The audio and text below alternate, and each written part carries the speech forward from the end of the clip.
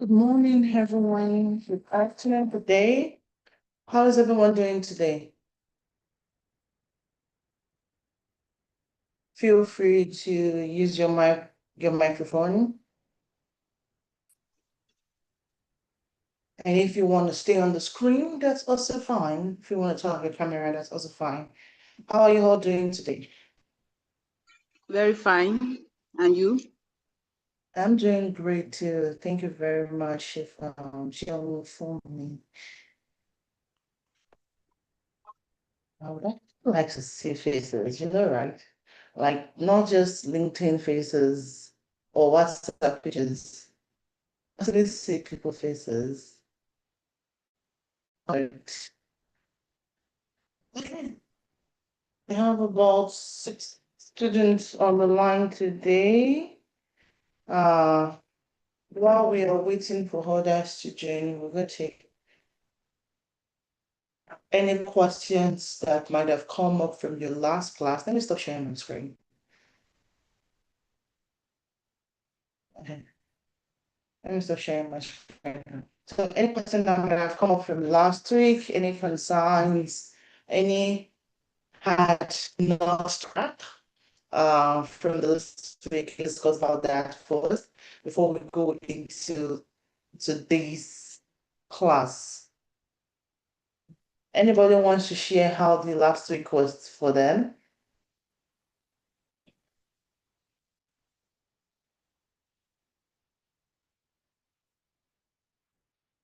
Anyone wants to go first?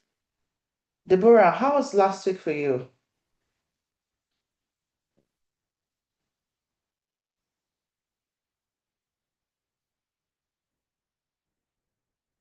Onye, this name, Onye.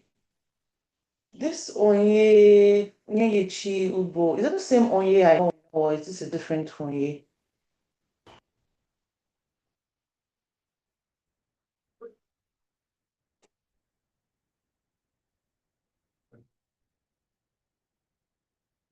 It was great, everyone. Okay. Any concerns you had last week? Any, Good evening, ma. what did you say? Good evening. It's the same Onye. Okay. Because I don't think I've ever seen the last name. So I was like, when I saw the registration, I had to go through my students roster. I'm like, only I know, is this a different one that is No, that this is my bypassing registration? husband's name, and this is why I bear now. So I'm trying to get used to it. Okay, that's good. Awesome. Okay, so how was last week for you, Onye? I saw Deborah said it was great.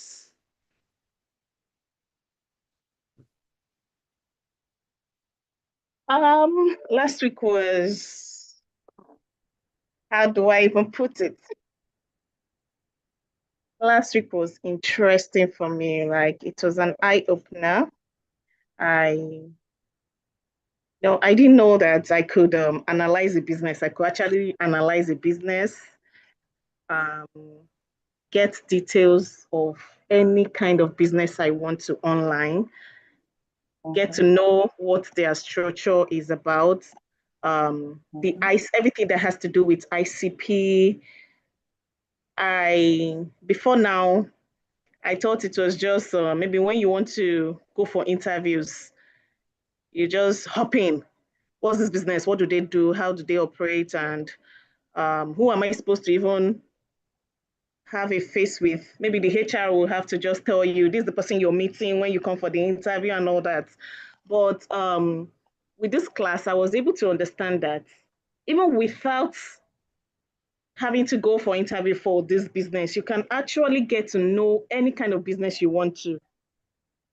You can actually get to know their ICP, how they operate the business, their how loud the business is, and everything that has to do with them from the outside. And you can actually connect with anybody you want to that actually works with that organization. So that's awesome. That's what I was able to understand, and it was an eye-opener for me last week. Thank you. Awesome. You're welcome. Awesome. Great job. Great job to you, Onye. And I even like the fact that you did not just analyze it based on what we're currently working on. You took it back with your previous knowledge that, oh, even when we go for interviews, there are times that we try to research more about this company, but we don't even know what to learn about them.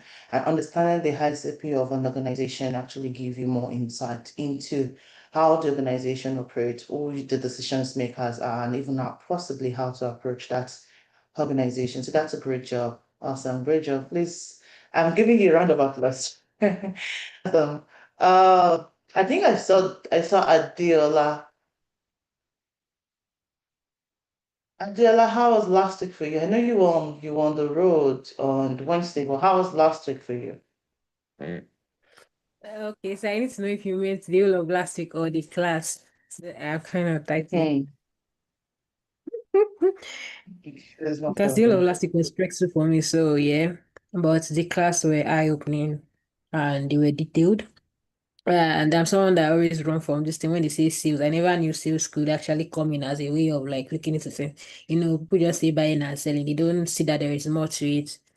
And the ICP, well, I was asking question last week, I was quite confused. So while doing the assignment, I was hoping that every business and everything in the ICP is needed to be checked on, not just a particular ICP. Yeah, and I also learned the power of a team because working as a team usually used to be dicey sometimes. So with my team, it was quite easy this time around, and kudos to my team. Also, thank you. Awesome. Awesome. Awesome. Great job. Rosemary, how's last week for you?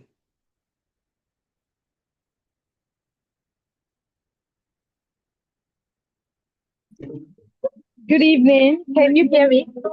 I am Yeah, we can actually hear you. I'm in a noisy area. Okay, so last week for me Okay. was great. I was able to for me, first thing first, I am excited to be here because it's opened my mind to the possibilities of having an online training, yeah, as relating to VSA, you know, and also having to know what Baba group is and the demographic, psychological and behavioral profile that you taught us last week. It was like an eye opener. So I now know what to look out for in organization when I want to create a solution and their ideal customer profile, their ICP. So it's quite interesting. And for my group too, we're able to, the group you divided us into made us, think together as a team. And so the things we couldn't even like understand last week, we were able to like dissect it, and it's really been amazing. I'm also looking forward to what is to come. Thank you very much. Great job. Great job. Let me see. Shay, for me, how was last week for you? Sorry, I keep saying Shay for me. It is Sheung for me. Plua Sheung for me. How was last week for you? Good evening. Yes, last week was a very wonderful time for me. It was actually foundational for me in the business world and truly an eye opener. I actually wasn't in any way in line with when it comes to business. I'd always been in the classroom, and that has been my experience. But trying to, navigate the world in another way, I'm still learning, but I'm glad I'm here. And I know this week we had to, whatever I've learned, and, I'm just enjoying it. That's it. Thank you. Okay. Awesome. Great job. Let me see. I can only call one more person. Justina, how was last week for you?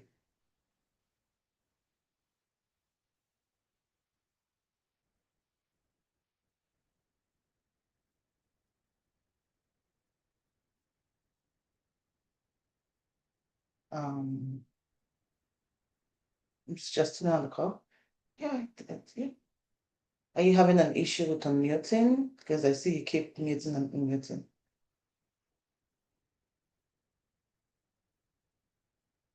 You can put it in the chat. You can put it in the chat. So since I'm unable to pick Justina, let me see. Messi, how was last week for you?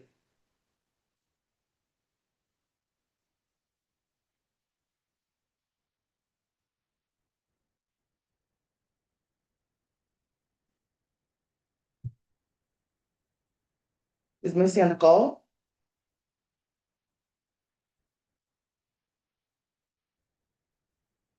Okay, well, I want to say it's great hearing from everyone that last week has been an amazing time. And starting from on Monday when it was like, it was overwhelming for those who were on the support call. To me, you begin to hear that it was great. You're having more insight and clarity as we go. So I personally, I'll say I'm excited to hear all that. And we have the foundational refresher in the resource center. So this means that you can always go back to your resource center to download more information, check the glossary, check the student educational folders, and get more insight. And I will continue to add more to that. Yesterday, I did include another document on selecting your how to select your niche. So this was based on our Wednesday class for those who were unable to join on Wednesday. I believe the recording is on YouTube. So please do well to follow Bavad Insight. It's called Bavad Insight on YouTube. Bavad Insight on YouTube. Let me see if I can share the link to the channel. Yeah.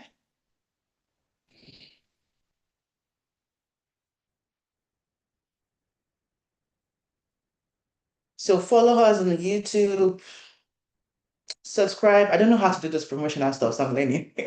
Follow us on YouTube, subscribe, and turn on the notification button so that whenever we have new videos, you would definitely be aware. But even apart from following us on YouTube and stuff, all your classes are being streamed live to our YouTube as we're gonna document everything together and make it a course which you can always go back. We want to ensure that the classes are accessible. It's just going to be between now and the end of this cohort. By the end of this cohort, it's going to become private. So right now it is public because I want you all to have access to it. And as soon as this cohort ends, it's going to become private. So which means it's only a limited period of time. Follow us on YouTube to ensure that you have access to everything, going in the class. So from class sessions to support clinic and of course the professional lab is very important that you do follow us. And I also follow on Instagram. And I really don't know much about Instagram, but please just follow me on LinkedIn. I think that's just the most important thing. But we do have account on Instagram. So Bavad VSA, I believe that's what it is on Instagram. But just follow me on LinkedIn. I think that's the most important thing. It's Florence Olusegun on LinkedIn. Okay, awesome, Justina. So it's Florence Olusegun on LinkedIn, and I will try my best to talk more about the VSA because the VSA is a little bit separate entity from Bavad or from Florence. So sometimes there's a little bit quotation of times that I can talk about the VSA based on business needs and most importantly, based on content strategist quotation that was given to me. So that's one, that's the promotional. So don't have just done the promotional. So that's the promotional. So that's by the side. I also wanted to introduce, you probably received an email from me this morning talking about the Spotlight, the Student Spotlight program that we are starting. This is going to be very new. We've never done this. For those who went through our foundational course, to know that there's so much structure. I think Oye can be a witness to that. So much structure than we had during our foundational class because this is more different from the foundational. This is practitioner, which means that there is more rigor, there is more standard, and more for you all to learn and do. So that is why we are also introducing our student, what's it called again? Spotlight. Yes, student spotlight program. And with the student spotlight program, just like I sent the message early this morning, from my own end was early this morning. So I know it was not early for majority of you, but early this morning, it was more towards you can nominate yourself, you can nominate anybody that you see that is doing exceptionally well. And I can also nominate someone. And it's very simple. We have the form. It's through the Google form. Just answer a few questions. And let me even see if I can open up the form here. So it could be same writing. Okay. So a few questions, your name, your location, current profession, why you joined the VSA Academy, the biggest lesson that you've learned so far, and favorite parts of the program. So if you are nominating someone, it is going to be the person name that you are including, but every other information is going to be, so I think this was actually created for if you're nominating yourself. So I think that would be updated in case you're nominating someone who had more information about that. Yeah.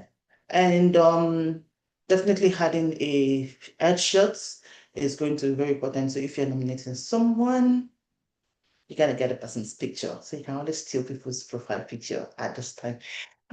That's just by the side. So this is just for us to spotlight anyone who's in exceptionally well, because we're beginning to see that encouraging ourselves. This is a journey as much as we are all here, learning different things.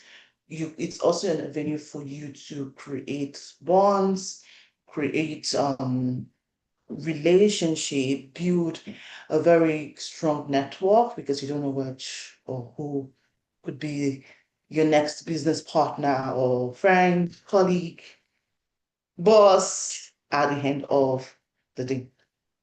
Okay, so that's why I decided, let me see if there's any other big news for the day for me from my hand. Yeah, assignment for that. So assignment, let's see. Hey, almost everyone needed my feedback. Only one person didn't. Cool. And I'm still taking a look at all the assignments, so I'll keep quiet about assignment for now, but I'm still taking a look at it. Some have made me laugh, some really cool, and I'm liking what I've been seeing so far. Uh, However, I would not give any feedback today on the assignment. I will give the feedback on Monday during the support clinic. So I would want to encourage you all to join if you can. If you cannot, I will still be sending you an email. So that's the most important thing. And just like I said again, that I did drop a two document. I dropped two document on the resource center yesterday. So one was on today's class, a pre-read, and the other was a follow-up from Wednesday lab series, which was on choosing your niche. So absolute job, great job to you, Justina. I have taken a look at what you sent to me, taken a look at the update that you've done on your LinkedIn profile. We're getting there. We still have work to do, on the all downside. So you also made some changes in the other side, when I say other side, down the about section from featured, but there's still so much more to do. I probably would do a video recording for that. And for those that are able to access the Loom video for orientation, great job to you also. I don't know who that person was. I did receive a notification that someone was watching that, but there was also an SOP that was uploaded on the file last week. I can't remember exactly when, but was uploaded for the orientation for those who are still confused on how to use the Hub Center or the Student Hub. Okay, so that's everything for today. The last document that was uploaded was how to choose your niche. So I would encourage you all to go and read that document. It's probably about 12 pages. 12 pages, what's this thing called? PPT formats, 12 pages, so it's not so much words, but PPT formats, 12 pages that you can read to understand how to select your niche and how to not just select it, how to stay true to it. I believe that's the word I want to come, how to stay true to it. Okay, so that's it for today. And so today we're talking about lead outreach, how to do outreaches, how to support founders, and how to follow up. But please give me this. I need to run to take my water. I didn't bring it next to me, and I really need it. I get dehydrated easily. So just give me a minute.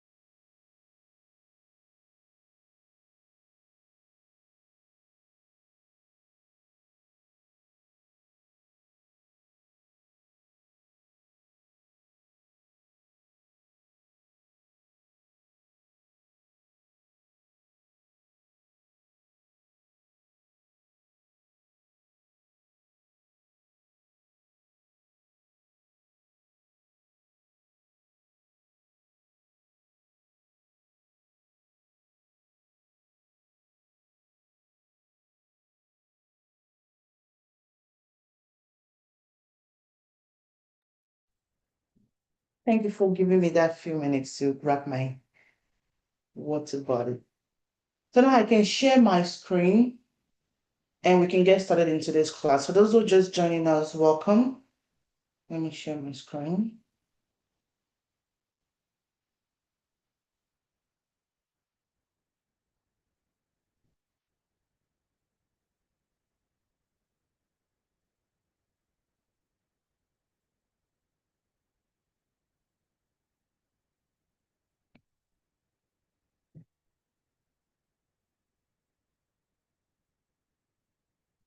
And so just to week two, this is week two. Week two is going to be more rigorous than week one, definitely. And in today's session, we'll be looking more around outreaches, how to scale out your outreach, the workflow that actually involves in outreach, and I'll show you one tool, by God's grace, one tool. We'll take it one comprehensive tool.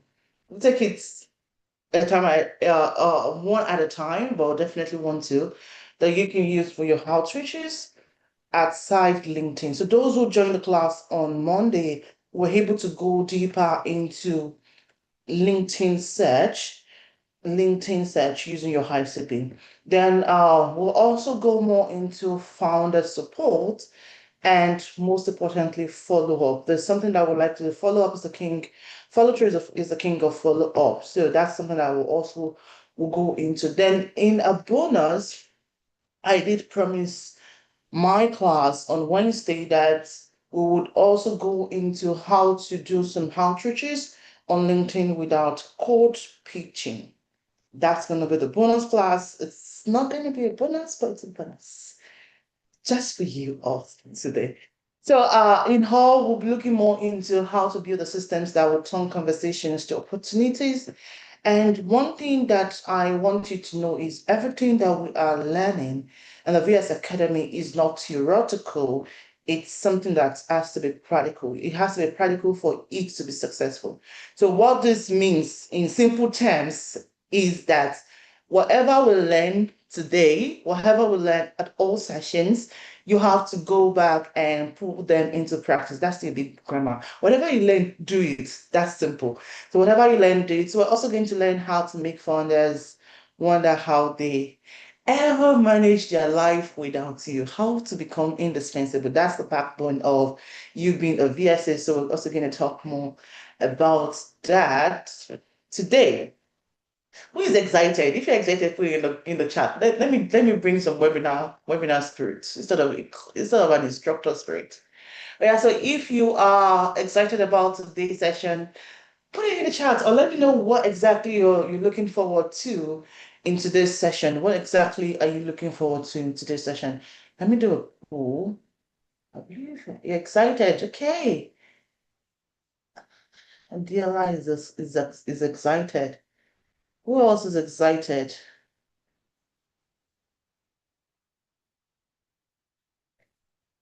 Who else is excited? Okay, so while I'm waiting for people who are excited to tell me if they're excited, I have a poll already in your screen. You should be able to see a poll right now. And the very first thing I want to test is to understand where you currently are when we talk about professional outreach. So, how comfortable are you with outreaching? How comfortable are you with reaching out to people? How comfortable are you with selling yourself or selling your services? How comfortable are you with talking about you, talking about what you do, talking about what you sell, talking about the people you actually want to help? Remember that sales is a helping game. It's not a selling game per se, it's a helping game. And the better we know that, the better for us. I can see people excited. To know why it's super excited. Oh, yes, it's very excited. Okay, that's good because I'm also excited here today. Okay, so now let's get started. People, you have not yet filled the poll, 70%, 70%. So we have 30% people to get the polls. So, oh, someone is unable to join. Did you register?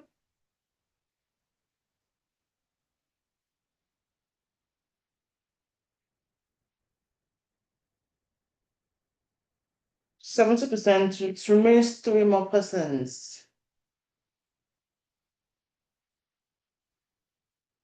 3 more persons. Let's give you 1 more minute. Let me quickly help this person. Who am I giving people direct link? But let me just do this. Yes, you did. Okay. So if you did register, then I'll see the registration.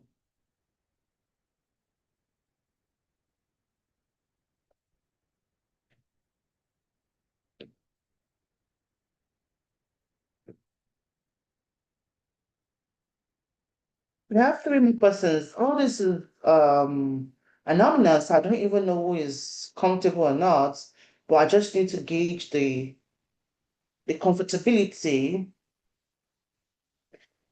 Oh, your chat is not responding. Okay. Of everyone before we really go into more details. Join inviters and it will lead you to the waiting room. Okay, waiting room. I will add you to the class afterwards.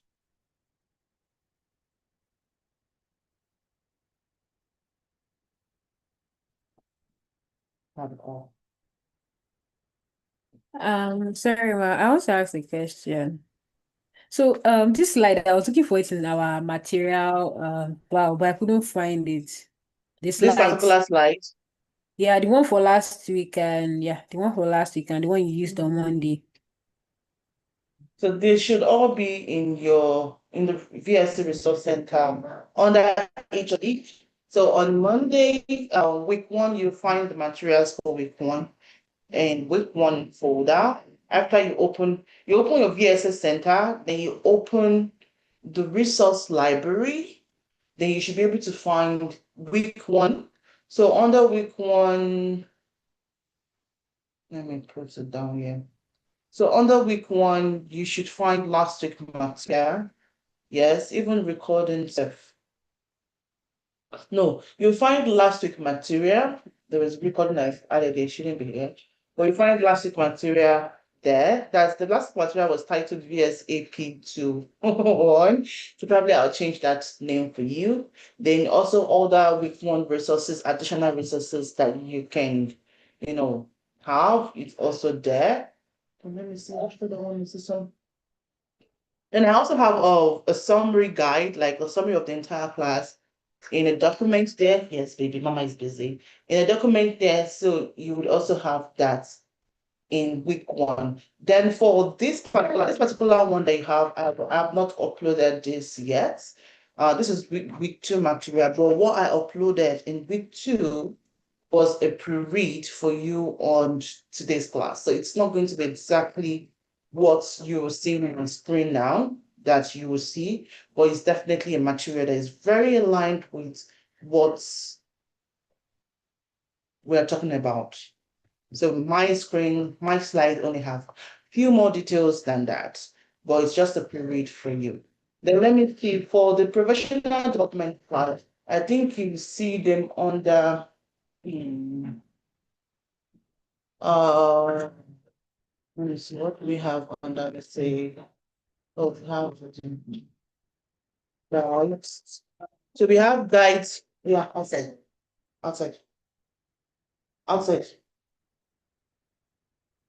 We have guides under VSA educational folder. Then we have another folder called personal development. This one has personal development as podcasts, books that you can read. What are we looking for? Because it seems I can't even find what we're looking for now. What are we looking for exactly, Adiola? Slides, like the slides you always use in the class, like it would be nice if you like incorporate them into the materials. Yeah. Yeah, so for last week materials, the slides I use for last week materials are in week one. I think the only slide that I've not uploaded would likely be the professional development class. Then for the supports, my slides were not educational, so I don't think I uploaded that. So the only one I would send is going to be the professional development class, and I promised that. I've taken note of that, so I'll do that. Okay. Any other question? I will be heading the poll now since you all have decided not to. Some people have decided not to answer the poll. But so far, this is a good result. 8 out of 11. That's 72%. And you all are all comfortable. We have about 13% that is very comfortable, and it's 8% somewhat comfortable. So which means you're still comfortable now with professional outreaching. So there is no one that is not comfortable or has never done it. So that's a good one. So I can stop sharing this and we can get started for the business of the day. You're welcome. Of the business of the day. So I have what's this called? I have an excellent view in front of me. So sometimes when you see me like this, it's because I'm saying something that catches my attention. So please pardon me. Okay, awesome. So today in this class, we're going to discuss outreach strategy. We're going to discuss follow-up systems, and we are also going to discuss founder support. So that is a three-legged stool today. Three-legged stool today, but I will then help give you an additional support or additional information on how to actually do outreaches on LinkedIn without cold pitching. So that's going to be all we will cover today, from how to actually craft out your outreach strategy to how then to build around it a follow-up system and how you can use all that to support founders. So those are going to be the three skills, which is the three main skills that you need to master as a VSA. Okay, let's move. We have a long way to go today. Okay, so if we're talking about outreaches, I'm very sure that before now, everyone has probably seen it as a tasking, demanding, psychological draining job. Yes or no? Yes, for me. There's no even need for me to answer that question. Yes, for me. And this is because I've worked with a lot of people, I've helped people, and outreaches has always been one of the things that are psychological driven. And if you don't understand customer behavior, customer psychology, so psychology, one book I would encourage everyone to read is The Psychology of Selling by Brian Tracy. Psychology of Selling by Brian Tracy, an absolute book. I have the summary and I have the full book. So if you want to read it, you can always reach out to me directly. If a lot of people reaches out, I will add it to the material. but I want to believe that I probably had listed that as one of the books that I would encourage you to read. And there are also some podcasts that very interesting. The one I love most that I'm always listening to is Sales Logic. And Sales Logic is by, let me say their names are a little uh, uh, I keep forgetting their names. So is a two person it's hosted by two persons. Yeah. So Sales Logic by the Sales Hunter. So that's Mark Hunter and Meredith Elliott Powell. So Meredith, so it's Mark and Meredith Sales Logic. That's a very interesting podcast that personally I love to listen to. There are other podcasts out there that would help you. I think I also like to listen to Stephen Bartlett. Bartlett? To Stephen Bartlett, yes, to Stephen Bartlett. That's another one. That's the Diary of a CEO. That's one of my favorites. But in regards to sales per se, I'll say Sales Logic by Mark and Meredith is an interesting podcast that I would encourage you all to read.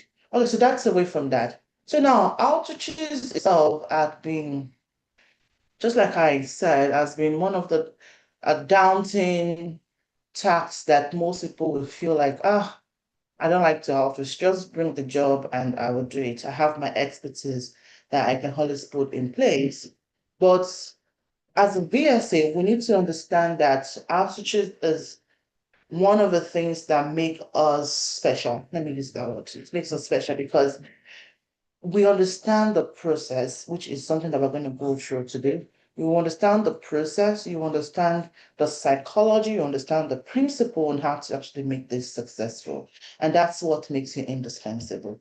So outreach is going to is not just the basic, but it's going to be one of the most valuable skills that any VSA can offer. And that's because it's the foundation, it's the baseline of revenue generation. And there is no organization that will succeed without that cash flow, without revenue generation. That's what makes it very valuable, very important. Doesn't matter the industry, doesn't matter the sector, doesn't matter the organization, doesn't matter what it is. Every organization strives on the same principle. So now, the only but there is that it has to be done right. And that is exactly what we'll be talking about today. So now, what is an outreach and what is it? So outreaches are usually like people see it as being pushy, putting yourself or pushing your services to the face of others, or the way it's been painted in American film, you're all on the phone calling people, trying to, the way spam calls. I personally receive a lot of spam calls and I hate them. And I'm sure that even we have technology that even makes it very much easy for us that immediately a call comes in and the call is not registered. Our phone will like tell us if it is a spam call, likely spam, likely scam, likely all those things, and you're like, I'm not picking up, or just say, hello, it's an automated call from someone and start pitching to us, it pisses us off. Yes, a lot of people do it that. It's still even that still works for some people in some industries. But as a PSA, because we're now moving into the digital world, when in a digital world, not moving, we're in a digital world, it actually makes it easier for us to be able to do outreaches without being pushy, without being salesy, without making other persons uncomfortable. And just like I said something earlier, in case you didn't catch it, you should catch it now. Sales is a helping game. It is not just a selling game. So people play it as it's a selling game. I'll tell you that sales is an helping game. And what do I mean by that? If you position yourself not just as an expert, but as someone who wants to help others with solving their problem, no one is not they're going to listen. So, for instance, you come to me, you're like, "Hi, Florence. I noticed that and so they're looking for a personal brand strategist. You've been talking about that for some time now. Uh, I do have some insights that would help you rethink or vision that would help you rethink or review how best for you to approach this. Please tell me, would I listen or not? Definitely I'll listen because you're coming to me based on research. That's the very first thing. You're coming to me based on research that you've researched an organization, you've researched what I do, what you believe to be my pain point. For those who were in class on Monday, we broke down what that pain point actually means. You understand the pain point of your ideal customer will be able to help you with the psychographics and behavioral patterns that will be best in approaching them. Then looking at the mistakes, common mistakes that other people, so that's the number one, code pitching without context. So if you don't have a context, you and your code pitching, you definitely have higher possibility and probability to fail. So number two is sending generic copy paste messages. Is it for this particular one? Actually, if we're using tools like outreach tools, I said I was going to show you one too. There is no way you would not fall into this dish. You would not fall into this trap. However, you can reduce the probability of falling into this by doing small research.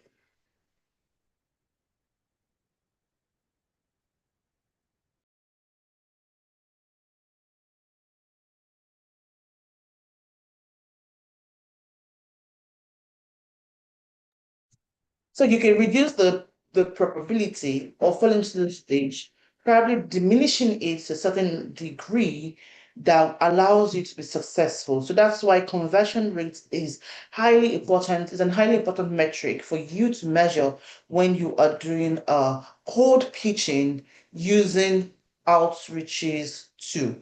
So which means we can do outreach one-on-one first, which is going to be the likely possible, you have a likely probability to win to convert with that because you're building personal relationship. And that is one of the ways of code pitching without code pitching. Or if you're using tools, which is the second strategy for doing outreaches, I'm very much sure that I'm past my material right now. But the second outreaches, the second strategy of doing outreaches, you can reduce the possibility or probability of wrong outreach, right? By doing research before proceeding. So number three is that you see that most people, as soon as they send a message, I'm very sure that you all have probably also been on the receiving end of this. Someone sends you a message on LinkedIn, and the next thing they are probably asking is a job or a favor. How do you feel?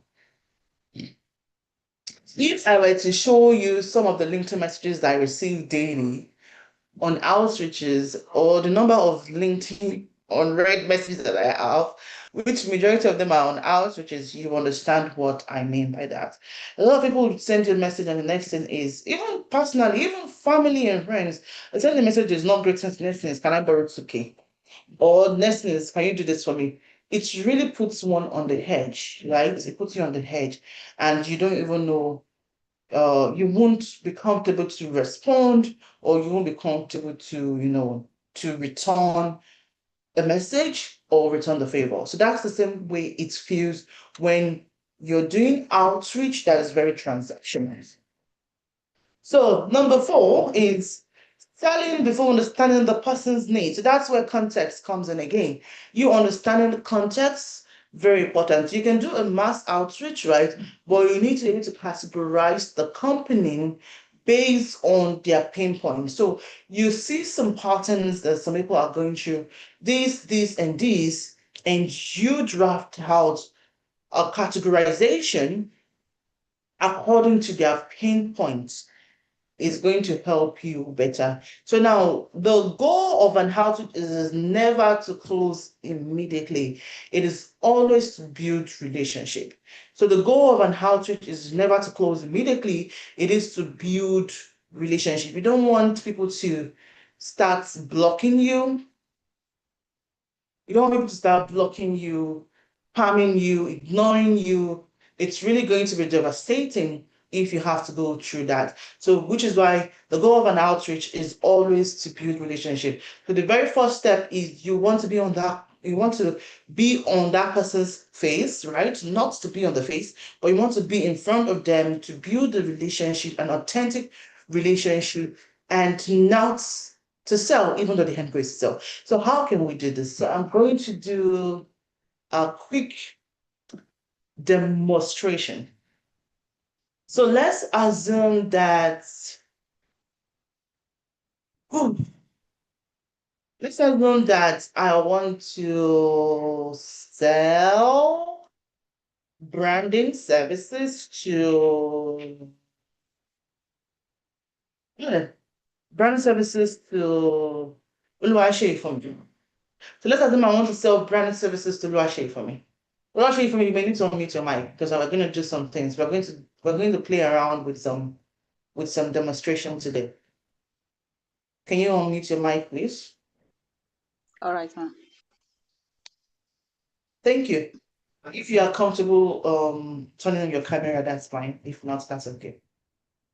So, hi, Shayfumi. Shayfumi, please, can you allow me to call you Dorcas, No problem, ma'am. please? It's fine. Can I? Thank you.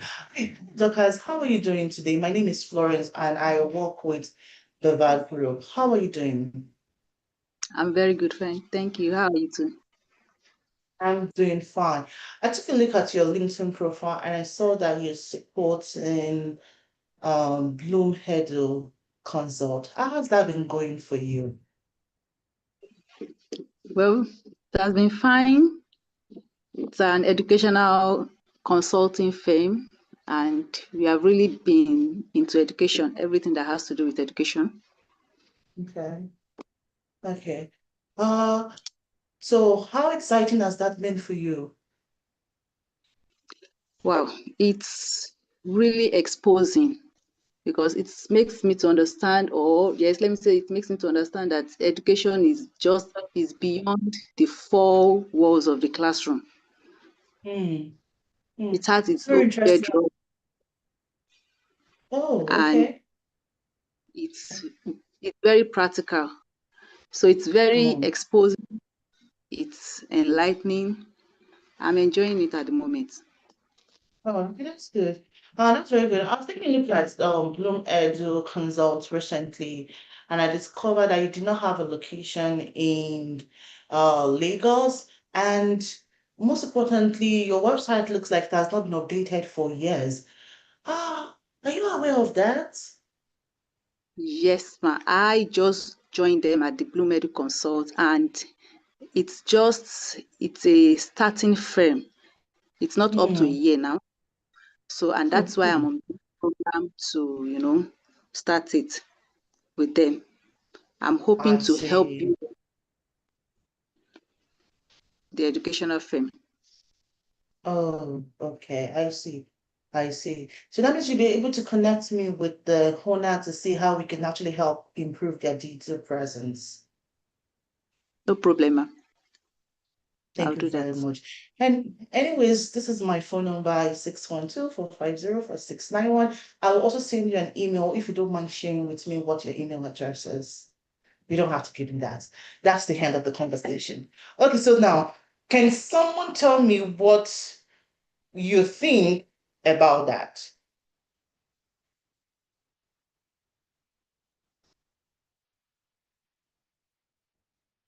Anyone?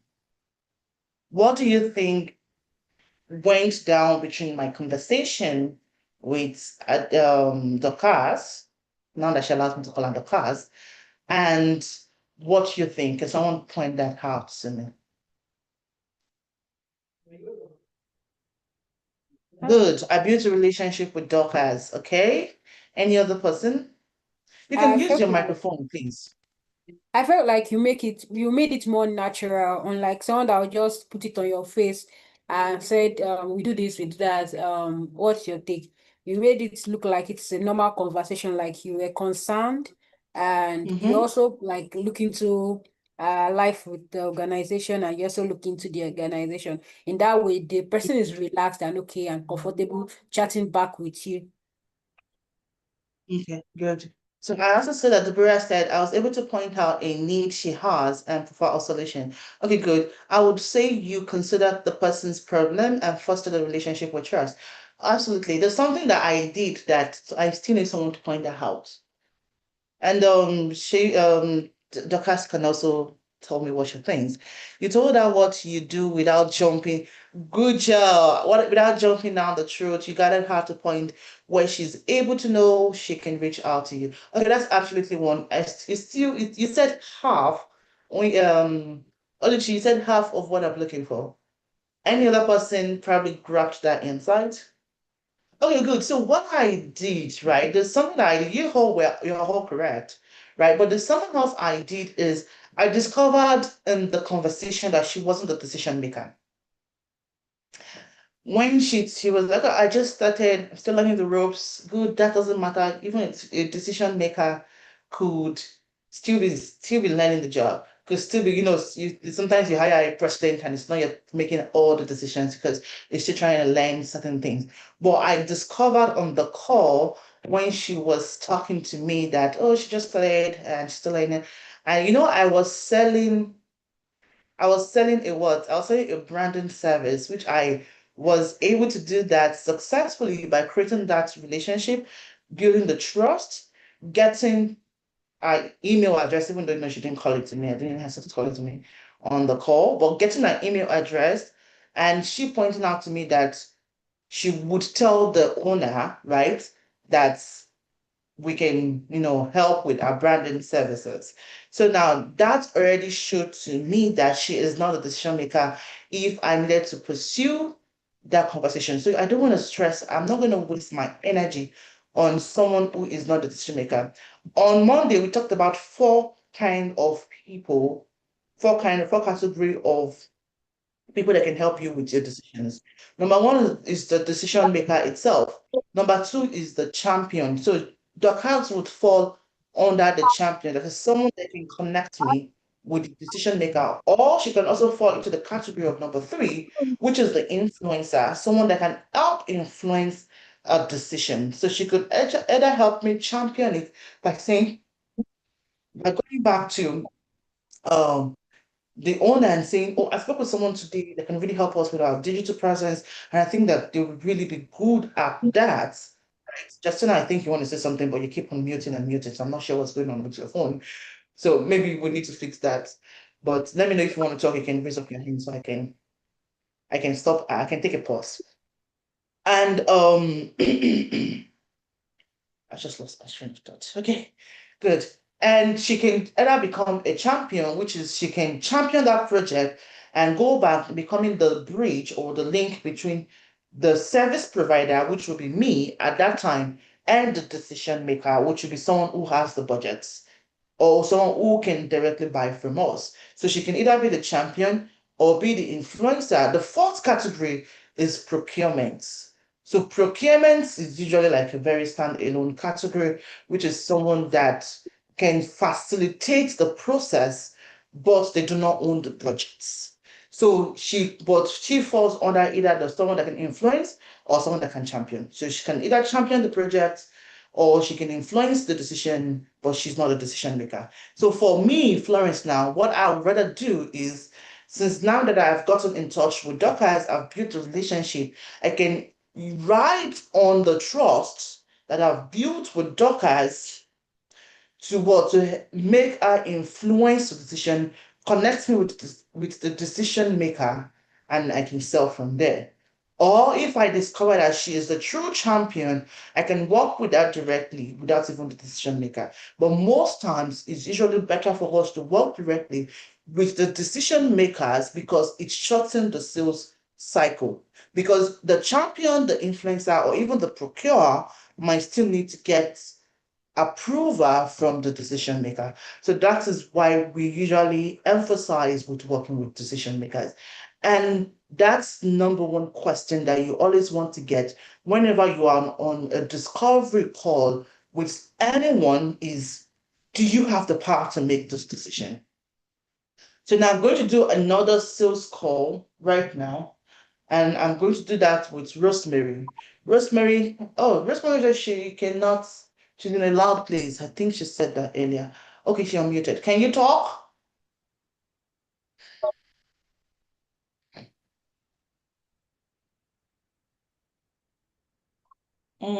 Rosemary, can you talk?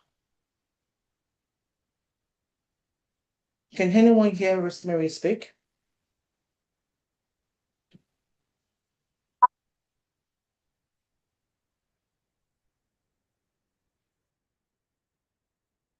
Okay, I'm not sure Rosemary can. I don't think I can hear Rosemary say anything.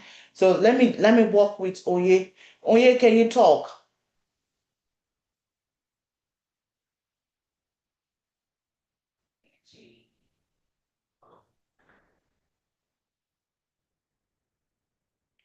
No, you can hear her.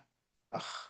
Rosemary, I can't hear you. So maybe you need to speak up because even Oluchi cannot hear you. And Oye too, I don't know if, I think maybe she just dropped her phone and went to do something. Let me see, no for now. Okay, yes, so Oye too cannot talk at this time. Okay, Oluchi, can you talk? I need someone who can talk with some, okay, I think, Oluchi, can you talk?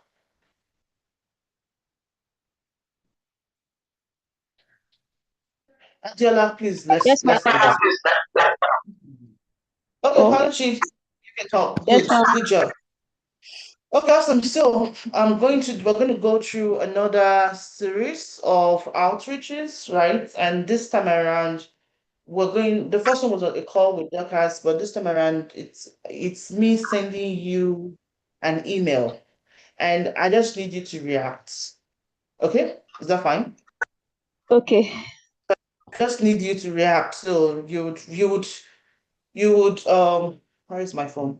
You would react to the email that I'm sending to you, which I would read out, and you let me know what you think about that if you received it. Just give me Okay. a minute. Okay, just a minute. Okay. Uh, what is it? Hello, hello, Oluchi. My name is Florence.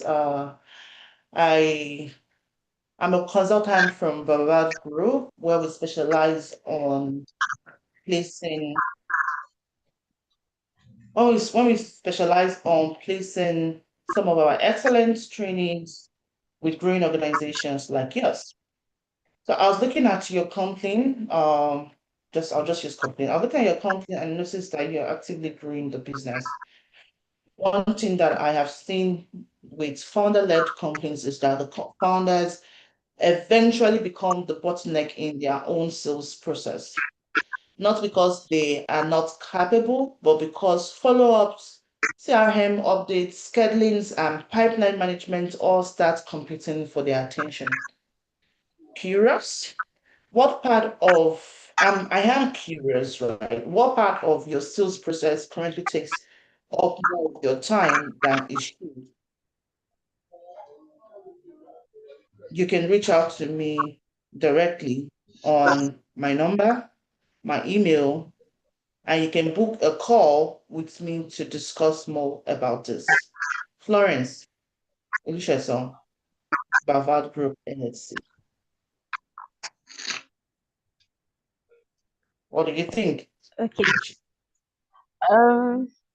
So, I don't know if I would have actually opened the mail if I saw the mail at first. But I feel like if I had opened the mail and read through the mail, if I had a very stressful day, I would actually sit down and think that, oh, somebody somewhere actually understands how I'm feeling and is reaching out and maybe has a solution. Because the person walked me through, the person actually talked about how I'm feeling at the moment, that I'm overwhelmed. So I would actually want to listen to what the person has to say, even if I don't necessarily need that thing, and I feel like I can still cope. But I know that I will put that at maybe in a notepad that, okay, I'm going to reach out to this person whenever I need these services again. Because you approached me nicely, first of all. You were not pushy. You didn't try to sell something, just outrightly sell something to me. You asked me if this is an issue for me, and if there's anything, you asked me about my own problems as well. So I definitely will reach out to you and maybe have a conversation at some point. Well, I'm going to read another one to you, and you let me know what you think.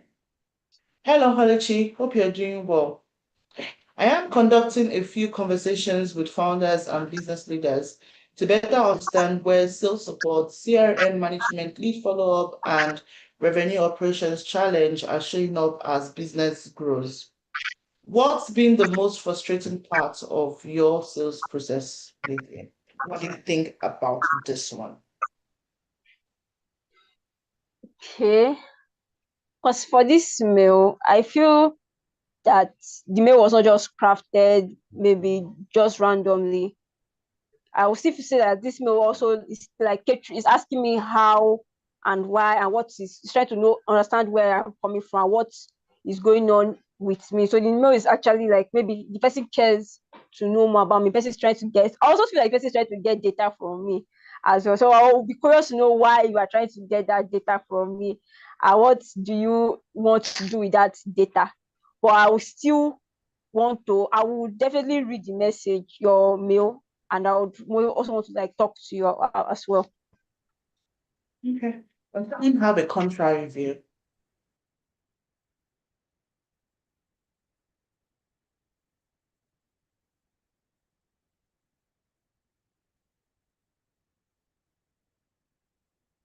Anyone have a different opinion?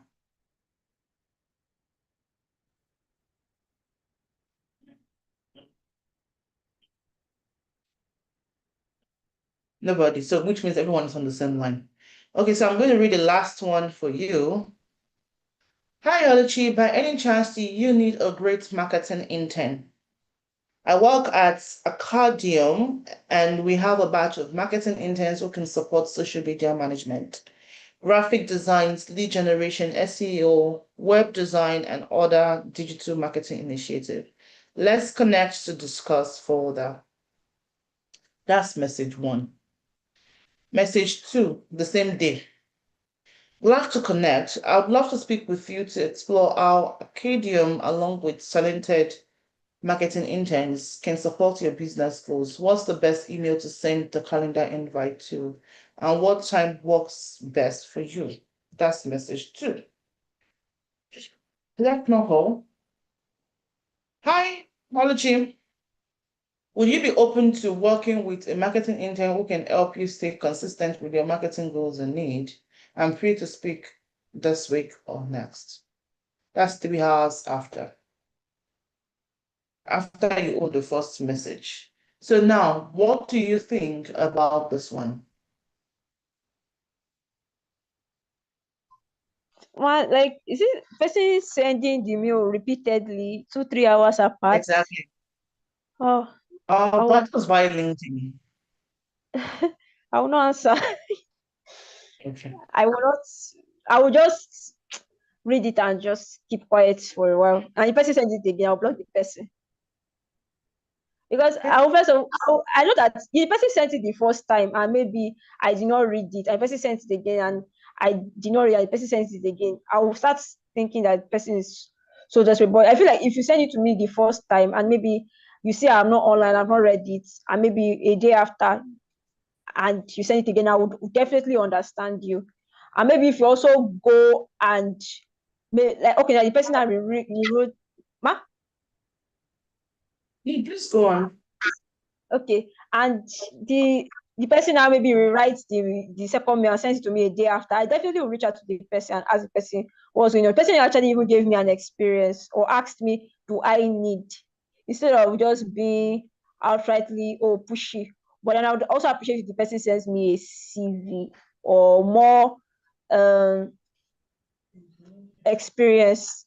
I will also appreciate that, because I may not be the one that will give the person the role, but I can also be able to pass it on to another person that would have it. But if you are just telling me, oh, you do this, but you have not given me enough evidence, I probably just put you as any other person that's asking for help without evidence. Okay. Can you have something to say? Okay, good evening, ma'am. For me, I feel like it depends on personally. It depends on the platform the person even is trying to reach out to me on. If it is via email, I may not reply the mail, and if it is via call, I would first confirm. I'll first ask the person how the person even discovered. Some people when they call, they will just go straight to the point. My name is Kiniko Kiniko. This is the service I want to render and all of that.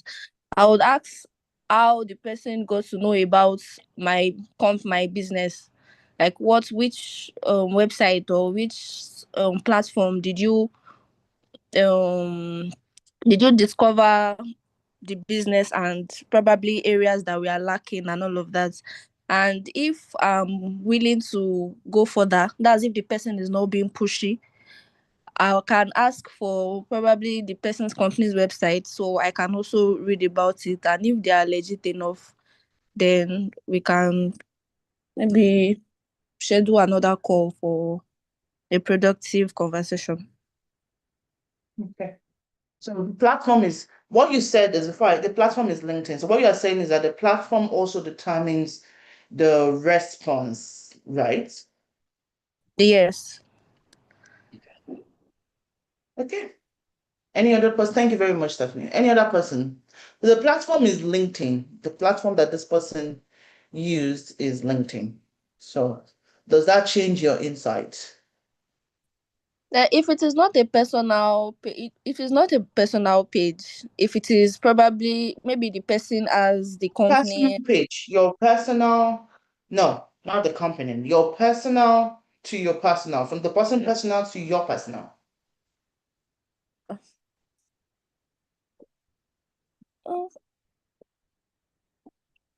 Do you know what I'm just going to if the do person is I'm just if the going person to is just not being pushy, yes, I would listen to what the person has to say.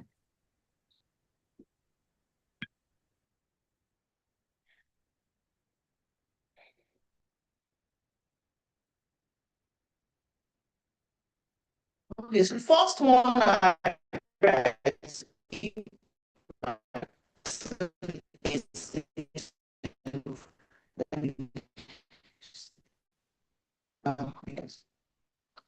What's the name of those people now? YouTube has a thing about showing personal information. So this is messages. LinkedIn message. So we can see that it's obviously LinkedIn, right?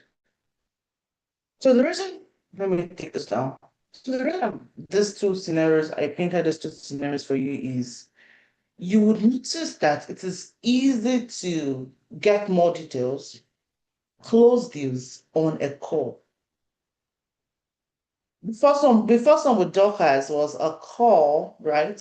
We were on a call, so which means we've passed the email stage or probably the textual stage. Let me use that, a textual stage to build relationship, to build trust.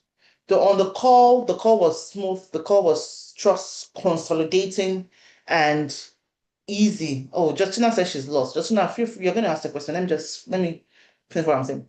But the call was easy because you're able to build a rapport by call.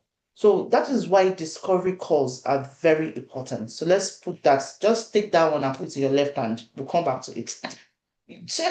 Building trust on text is a little bit challenging because the platform, the formats, the tone, the words, right, are very important for you to put into consideration.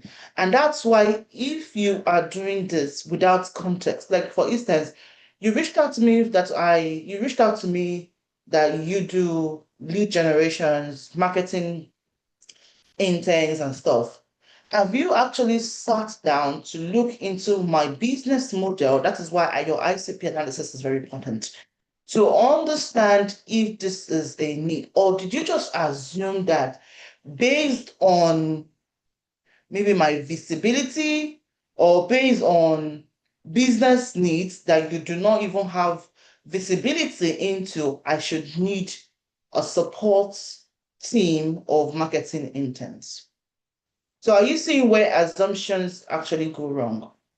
So now, if I were to, there were some outreaches that I did screenshot to send to you. So I'll probably look into that to send at the end of the day. That's two things I'm sending now. That you have to first of all build relationships. You have to build relationship to get to know the person genuinely before you can push your service to them. Hi, Oluchi. My name is Florence. You have an impressive portfolio or an impressive profile. I would like to learn more about what you do. Full stop. You would see that that will generate a response. I'm personally like Florence now. Florence, I'm very good at not responding to people. So from my LinkedIn profile, you'll know that anybody that manages my LinkedIn profile, they just need to leave it for me because they know that there is no need for you to respond. When I want to respond, I will respond. But there are certain messages that would come in, but I read it. I may not open it, but I read it. There are certain messages that will come in and you cannot but open it. And when you open it, you cannot but read it. You cannot but respond to it because of the warmth that is built in the message, the tone, the structure, the conversation, the context would drive you to respond. Have you ever received a message from someone that you almost thought that is a love letter? Because of the warmth that comes with that. You might be like, is this not supposed to be a professional? Professionalism is often tied to rigidness.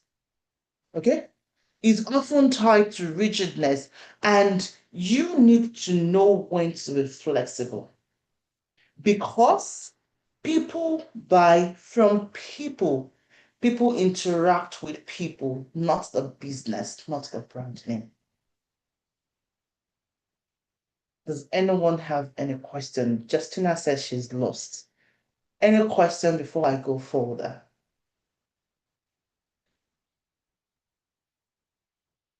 Justina, what's your question?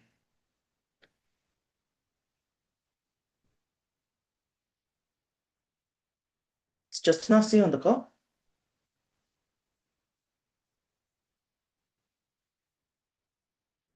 Justina, I can't see you. If you are talking, maybe you should put your question in the chat so I can take it. So now, does anyone have any question? Because I want to ensure that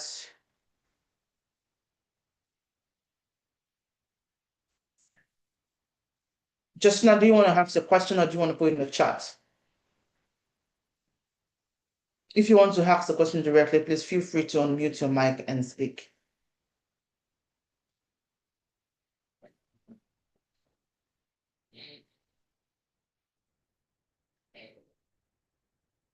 Oh, okay, normal. Okay, good. So now, does any other person have a question? Because I want to ensure that we are all on the same page before I move forward. Okay, good. So no question. I'll take that as no question. So now, this is telling you that outreaches, you beginning your outreach strategy, you have to, okay, good. You have to, I'll take that question. You have to, first of all, build the relationship. Hi, you have an impressive portfolio. You have an impressive profile. Have been following you these days. That's now, this is going to be true social platforms like LinkedIn, Facebook, Instagram, I don't know, but let's say LinkedIn, right? I've been following you these days, and which truthfully you've been following these days, you've been looking at their posts, you've been probably commenting, you've liked one or two posts, you probably started your strategy like 2 days before the first outreach. I would love to learn more about your service, not I would like to tell you about what I do. I would like to learn about your own service Trust me, everybody likes to learn. Everybody likes to talk. Everybody likes to feel good. You make them feel good about themselves. Or in one of your posts, you mentioned that you're a father of 4 boys. How amazing is that? Imagine that just struggling with one boy. I need to learn some strategy from you. Oh yeah, definitely they're going to respond. They respond the first time, they respond the second time with a follow-up. You go to the third one. Is it okay for us to actually jump on a call and talk more about this? Yee. On the call, you see that the person will then come back to the reality and say, wait a minute, I also want to learn more about you. What do you do? That's the ticket. What do you do is your ticket. Then you with absolutely passion talk about what you do, what you sell, and you will be surprised on how you do that. So now, premise the definite question, how can we send emails that don't end up in spam? So now that's another strategy, very important because there's something that we call warming up your email, your inboxes. When you are doing mass, that's our second strategy. So right now we're starting with, I know you joined the class late. Now we're starting with one-on-one outreach strategy. Then we'll go to the strategy number 2, which is mass strategy. Because truthfully, if you are in sales, you would have heard that they tell you that sales is a number game, and we cannot lie about that. The more conversations, the more closer to closing that deal. If someone is not going to buy from you, they could refer someone that will buy from you. So that's the way it works. So now that is promise. I'll come back to your question. So that is how to go about the one-on-one strategy. So now, when I say that you don't want to feel transactional, you understand what I'm saying, because transactional, when you're too transactional, could lead to the question that Promise is asking about. So when you become too transactional and people are like junk, spam, block, that is decreasing or reducing your level of trustworthiness, which could affect where either your email or your messages land. And that's where the spam or junk issues start from. So now, the biggest mistake any VSA would make right now is keeping that relationship stage. That's the biggest mistake anybody make, is skipping the relationship stage. You probably might have worked with a founder that is like, oh, I just want to see result. I just want to see result. You need to be able to sit down to explain to them. One, you want them to have visibility of your funnel, but you need to also be able to sit down with them to explain to them your processes. And your number one process is building up relationship, which still counts towards your number because they can see that you are actually working. I've had a sales rep there. Let's not even talk about. Let's talk about that. Okay, now I've already explained. I've passed on this slide. I've already explained to you what outreach is, right? And what outreach is not. So we've seen what outreach is and what outreach is not. So now let me talk more about the second outreach strategy that I can answer Prom's question in more details.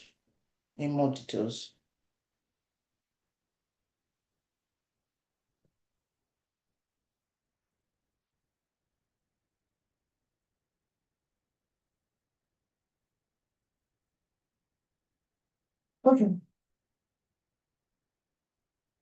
Now, the second strategy is what I do call the mass outreach. So the first of one is one-on-one, which is, I told you that the probability of winning in that one is way higher than the other one. However, we understand that when you're working with the different organizations, they have different tools. We have to increase our chances, that's our probability. We have to increase our chances of a winning slot, which is why we would usually use tools that would help us with mass outreaching. So now mass outreaching, it means that whether you are targeting multiple people, multiple organizations at a time, and the best way to do that is through a tool. So you could either be using Lemlist, you could be using Salesforce, you could be using HubSpot, you could be using Airtable, whatever your Apollo, you could be using different outreach tools. We have multiple out there. We have a lot, Galaxy, Walaxy, we have a whole lot out there. So depending on what the organization is using, you could be using that tool to what? To sequence. So that tool allows you to be able to sequence your outreach.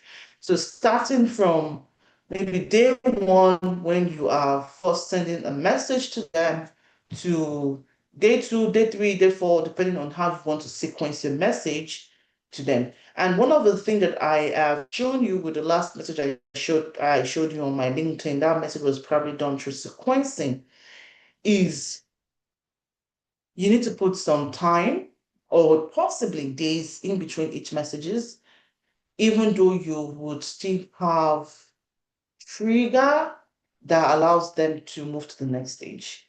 So now sequencing messages is not bad, right?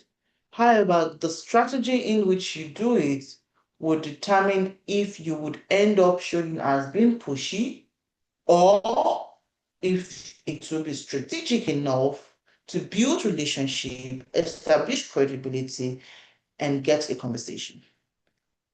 I am not saying that mass message is bad. It is not. I'm only telling you that do not skip the relationship building stage, even if you are using mass outreach strategy. So now, to answer your question, promise, when you're using the mass strategy is when you do end up with the higher probability of ending up in spam. Because one, either you've not warmed up your email, which means that you've not warmed up your email, you've not, the use of those tools allowed you, they come with strategies that allow you to warm up your email. They send multiple test emails before, you start your sequencing, unless it's going to affect the deliverability of your email. So that's one way. You understanding why email gets or end up in spam is the best way for you to start avoiding it. So now you want to fix the technical setup first. So you want to, instead of you sending from maybe just any email, any domain you want to use the organization domains, maybe the organization has a dedicated email box that has been working regularly. If it's a new one, you need to warm it up. If it's one that is already working there, that's good. That's a non-negotiable. You need to work on the SPF, which is that will help you with that will help you with configuring. We are taking into the technical side. That will help you with configuring who is allowed to send a message on behalf of your domain. Then you also need to work with I don't know what this thing is called. How to ensure that your email is not altered. So in case you send messages, images, you send links, you need to ensure that it's not going to show up in a functional way. So that, I don't know what it's called. I think it's like DKIM or something like that. You need to also work with that. Then there's still some technical setup that you just need to do first that will help you. But the most important one is warming up your domain. So if it's a new email, you have to definitely warm it up, because if you are sending 500 emails in one day, it's going to affect the deliverability of that email, exactly of that email. But if you sequence it, let's say for day one, you start with 20, day two, you increase it, no, week two, week one, you start with 20 or 30 per day, then week two, you increase it, it's really going to help sequence how the deliverability is, because it's usually like if I'm using an email, right, and I want to send message to you, I will not send you 100 message at a go. I will sequence my email, or I will not send 100 message at a time. I will send the messages in sequence. Okay, I'll send one to you today. I'll send one to you tomorrow. I'll send you. So that's the way warm up also does. So instead of you just sending 500, 1,000, you see if you say, oh, I want to get a lot done today with an new email that I'm using for mass outreach, it's really going to affect it. So instead of they allowing it to gradually warm up and be able to handle mass production, mass sending, they will just want to push everything at once. So that will also help it. Then I think the other one is also using other tools or outreach domains. If you are doing a cold campaign, for instance, you may not want to start with your own primary domain. So instead of you using, like for instance of me using bavardgroup.com, I probably would want to start with a secondary domain for the outreach. So if that gets spammed, I can always change it without it affecting the main domain. And most importantly, you don't want to use spam trigger language. So spam trigger language like get rich fast, guaranteed, oh, it's risk-free, heart now. You use like all caps, or you do excessive emojis, or you do what's the way this other thing, you know the way they'll do one cap, one small, one cap, some things that you know that is very common with spammers. Too many link. Click on this link now. Click on this link. They want to avoid all those spam trigger language or urgency languages that you usually affect perception. Those are actually accepting perception of emails. I think those will help. Yeah, those will help. Those will help. Those will help. Uh, any other question? That was very technical. Any other question? Okay. I promise, did that help you?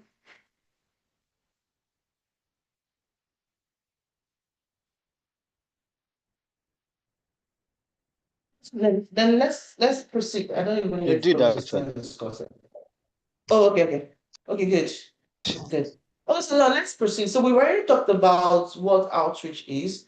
So we know that outreach is actually starting conversation. We know that outreach is mandatory, building relationship is mandatory. And we can also come down to realize that if we're able to position ourselves properly and achieve the best results, we'll see that outreach would help us in creating the opportunities for us to be able to get to our end goal, which is actually selling.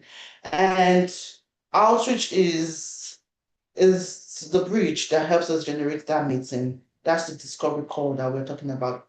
It's the bridge that actually helps us generate that meeting and move from conversation to collaboration. So I was going to expose you to the 4R framework, outreach framework, which has been proven, okay, proving, this is like the summary of everything I've said so far, proving to work.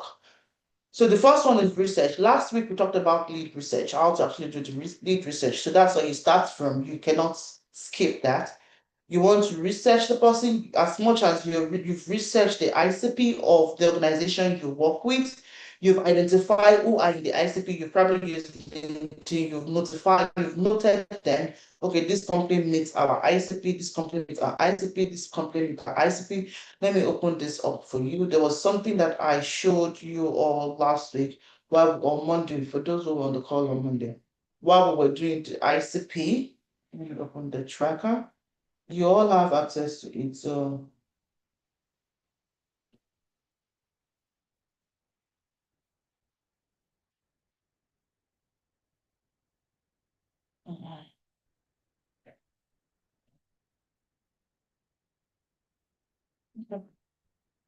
yes, center.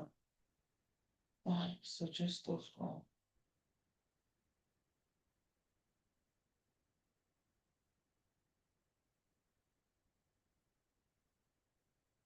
So you should find a tracker under templates. Okay.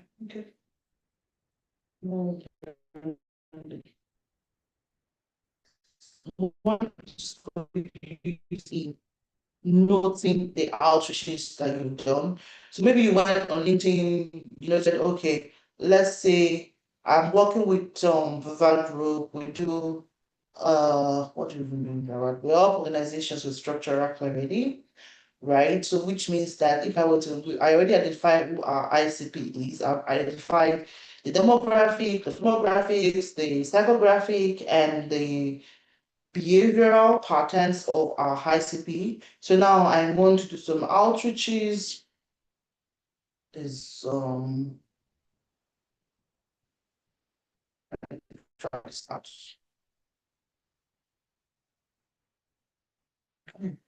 So I've highlighted what our behavioral everything our ICPs I already know that. So now I just want to now do and I want to reach out. So I already selected that, oh, we are going to one of the demographics industry that we're targeting is the financial services. So now I'm going to use my normal LinkedIn because not everybody might have access to Sales Navigator at the time. So I'm going to use my normal LinkedIn. So there's a bullet string. Oh God. I hope people will not come and tell me that you need extra class. There is a Boolean string that you can also use either through Google or through LinkedIn. Through Google, good.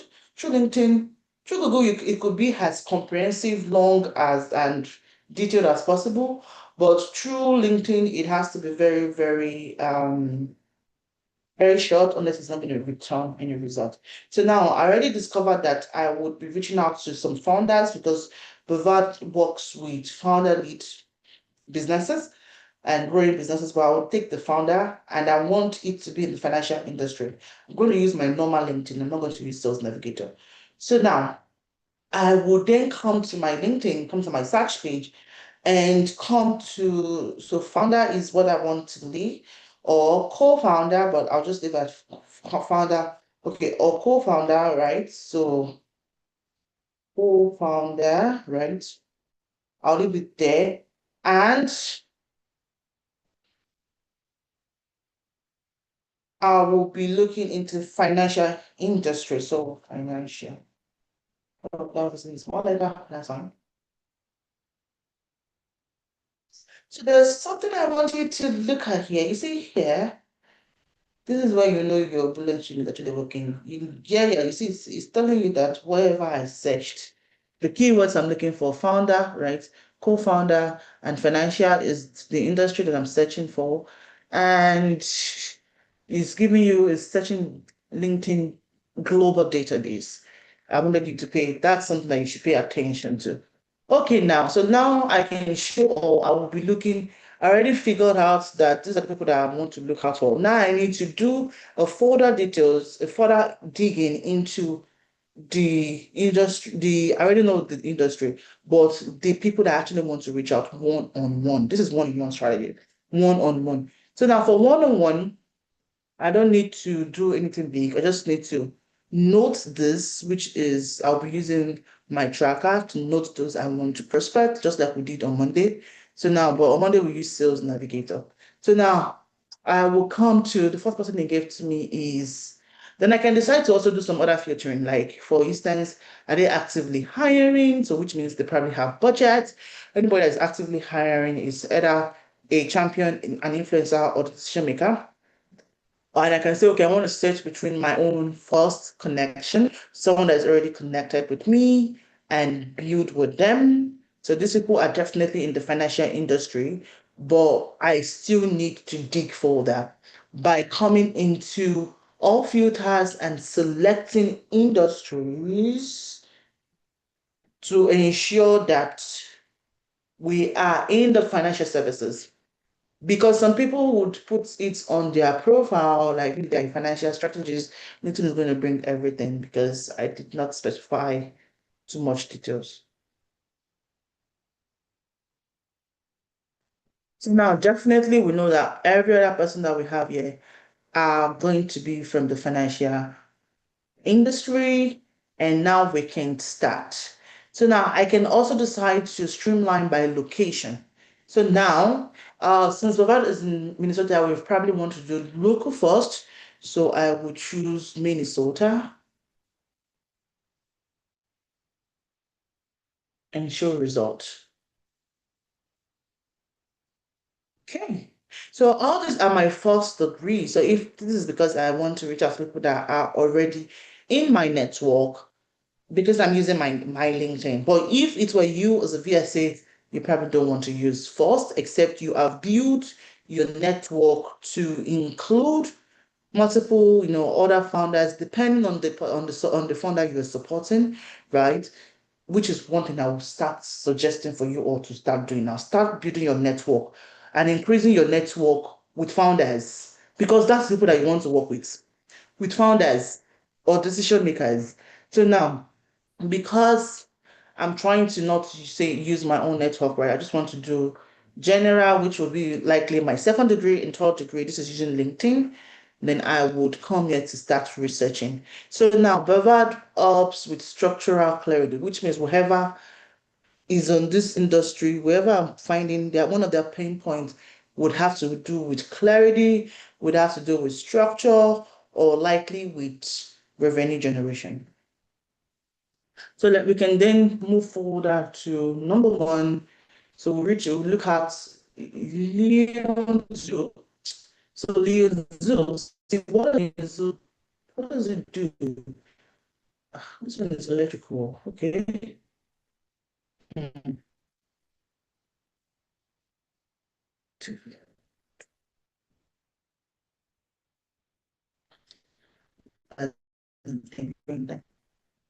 And August 2022, it started to start his own job. That's good, impressive. Hmm. Maybe go to this. So he's in the smart electrical industry. But I want to reach out to people who are in financial industry. Okay, now I'm talking to myself. So now I want to reach out to people who are in the financial industry, but LinkedIn is showing me someone in smart electrical, so that's technology.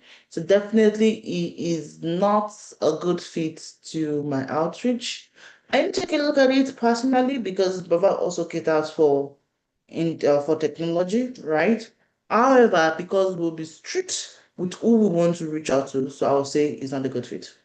So we'll come back to here and really look for someone who's in financial. So Justin is looking like he's in financial, right? Starlord, Fenlaw, Financial, Mercato. Okay. So is a co-founder and partner in Felon. Okay. He's been with Northwestern for a very long time. Oh, for 20 years. Oh my God, that's impressive. Okay, let me see what his posts are all about.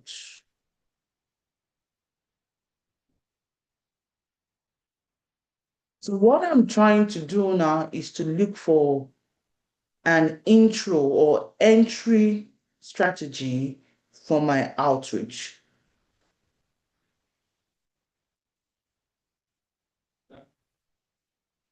So from what I'm saying, he's probably not so much a LinkedIn person because he probably doesn't even have a post.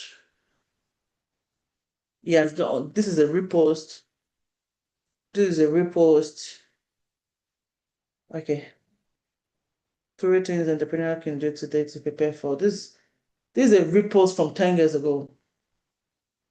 This is a repost from 9 years ago. So it's not using LinkedIn so much, right? Okay.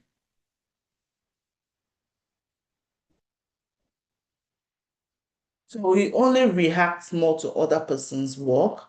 So which means I cannot get something from his post, but he definitely will see that I viewed his profile. So I'll come back to his profile. I can still have my entry point from his experience. So now he's been with Northwestern for 20 years. That's something to talk about. So if I were to reach out to him, I will be connecting. Oh, he's even and make sure it's like good friends. Matt and Haley. Okay, let's do that. So I'll rather just like, okay, let me see if I want to connect with him. I'll connect, add a note. You want to connect with a note.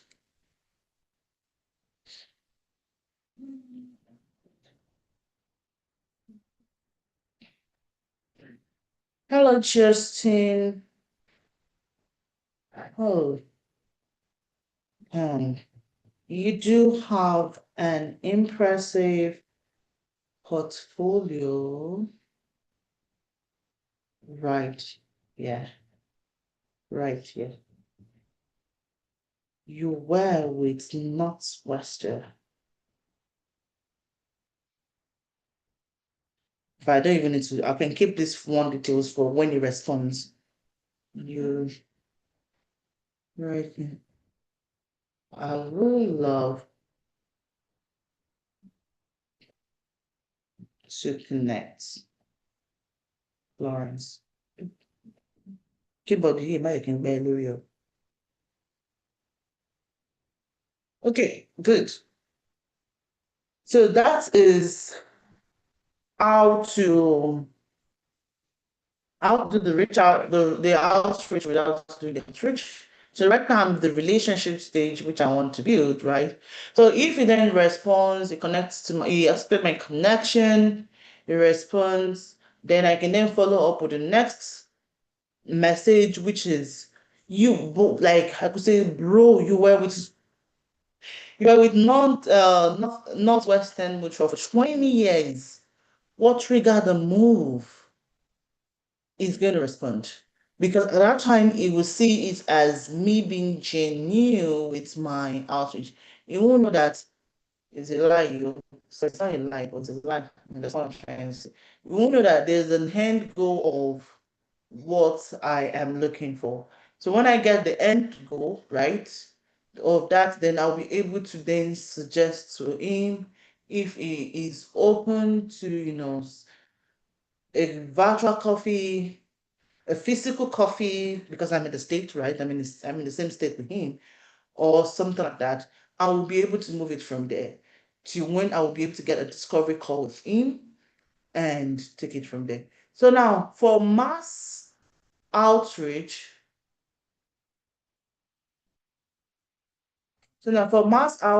right? The same strategy. However, for that one, you have to use the tool. I cannot click on, like, for instance, click on everyone on this LinkedIn and tell LinkedIn it doesn't even have search. However, you can use tools like Lemlist, like I currently have my Lemlist linked to my LinkedIn profile, right? Or Salesflow, or Wallacy, or HubSpot, or Apollo, and you connect with them. There's an API integration that you do with that. It's very simple. Don't be intimidated by the big word. Very simple. That allows you to then transfer your ICP from the source, which our source right now is LinkedIn, to the output engine, which could then be any of those tools. So now using Lemlist, I can decide to push this profile to Lemlist. Let's just take this thing, right? And I have already configured Lemlist, so I probably need to show you that first. Let's go to Lemlist. Oh, I skipped this step. So now after asking with Justin, right? You have to come back to your VSA tracker. This is where the one-on-one outreach actually gets tedious. And I have to come to here and say, on what's this date? June 7, today June 7, June 6, 2026. I reached out to uh what's his name, Justin Fenlon. So that is his own practice, right? What's the name of that his company again? Silo Fenlon Financial. Okay.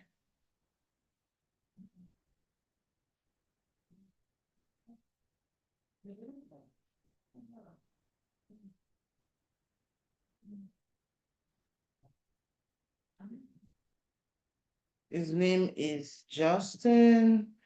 His last name is Fenlon. Is the co-founder, right? I asked for intro. I haven't asked for intro yet. I only connected with him. So this is first connection. Connection with persons. Industry is financial services, right? So then we fill it up, fill it up, fill it up, fill it up, fill it up, fill it up, fill it up. It's currently in United States, right? And the city is Minnesota. And then copy his LinkedIn profile. Come back to the tracker. We don't have his email. We don't have his phone number. Is the source is from LinkedIn. The background info. Spent 20 years in Northwestern Mutual, which is impressive. Okay, good. So now the difference between this is why most people used to prefer to use the mass, because the mass one usually have ability for you to download, export, to export details. So this is how learners look like. You can always start with a 30 minutes free trial, login to get access and get yourself comfortable with the system. It's a multi-channel outreach tool, which means it allows you to do a multiple channel. The multiple channel right now has to do with email, has to do with LinkedIn, and SMS and they call. So you can buy a number from them, you can you can do the SMS outreach, you can do outreach, you can do email outreach, you can also do your own LinkedIn outreach. So that's the beautiful thing about outreach. So this is how it's like you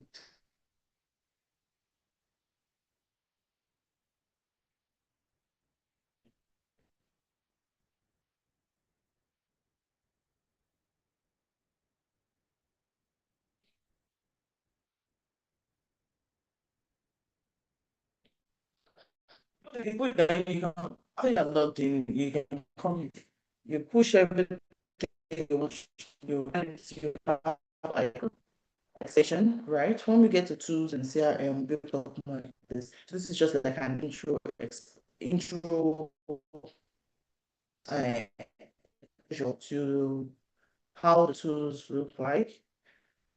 Then you push the profile to learn this, just to so you have a campaign, you can create a campaign, you can do a test campaign, you can do whatever you want to. You push it to learn list, it create the list for you, you go into the learn list, you do your sequencing, and then you can launch your campaign. So that's the way it's not sure what's wrong with my network, so it's not showing. So maybe when we get to the CRM full details, we'll be able to show you more about how to do that. So now the 4R outreach framework. So the 4R outreach framework start with your research, which is you researching, after you've researched the ICP, researching the particular target audience that you want to start with, you want to research. So you research them, you research their work, you research their person, you research everything, every details that you can get. I've seen some people that they actually have those notes pages for each of their target audience that they are researching. Then you also want to connect their word with your message. That's where relevance, that's where context come in place. You want to connect their word to your own message. So now I'm really looking more towards structural, so I can see that one is a founder-led business. He is just starting up 2 years into starting up his own business, so he probably would need some outreach support. So it's someone I would want to talk with that can buy from us. Then number 3 is now engaging genuinely before actually asking. So I can ask for using Mercato, so which means I cannot have a physical I said I cannot have it. I cannot drive for 5 minutes because I was going to catch coffee. Let's leave that one. I want to get coffee. So I'd rather do a Zoom meeting with the person and build that relationship, take it from LinkedIn to getting on the call with him. Then on the call with him is where we then make the request, where we introduce what we're selling after we've heard what they do and map it to their pain points. Not just I sell this, rubbing up the service. You rather want to genuinely, so the way I did it with Docker has, want to sell with him, want to talk with him, want to understand what his pain point is, want to understand what his challenges is, and see the way to then do number two, coming back to number two, which is relevance, connecting it back to their world. First, I was connecting my message to their world, but now I'm connecting their world with my message. And so that's the 4-stage framework that I was going to. What? Introduce everyone. Want to spend 2 hours on just one car? Oh, okay. Okay. So now, where the 4-hour frameworks get applied. So now the 4-hour framework gets applied through when you're doing your founder research, when you want to help founders to connect with prospects, you want to help them connect with investors. You can also do the same strategy for if you are helping them find investors. Remember at that time, what the founder is buying, depending on what they are buying anyway, or what they want to buy, or what they want to sell, or collaborators, you'll be able to use the same strategy, just streamline it based on the purpose. Then you can also do the same thing for outreaches. So if you're looking for a job, it's also applicable. You can also do the same thing for referral. So you want to get referrals. You can also do the same thing you can use the 4-hour framework or even for partnerships. So I would say you should try your best to practice around this, and maybe you want to use it to see get better. The more you do it, the more you get better at it, and that's the best way to go about it. So I would say personally, I would encourage you to create like a 5-touch outreach sequence using the 4-hour framework. I'll teach you what the outreach, the 5-touch point, the 5-touch outreach. That's where we have our follow-up system. So you'll be able to do this and apply it to whatever outreach strategy you want to. Anyone have any question before you go to curriculum 2 for the day? Questions?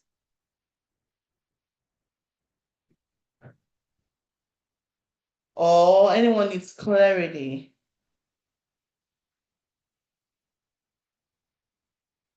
Okay. So now let's quickly go into the curriculum 2, which is let's go to the second part of today's class, which is the first. Oh my God. I'm laughing because you guys will ask me to do recording again. Okay. Okay, Follow-up sorry, I have a system. So question. now someone is saying something. I have a question actually. Please go on premise.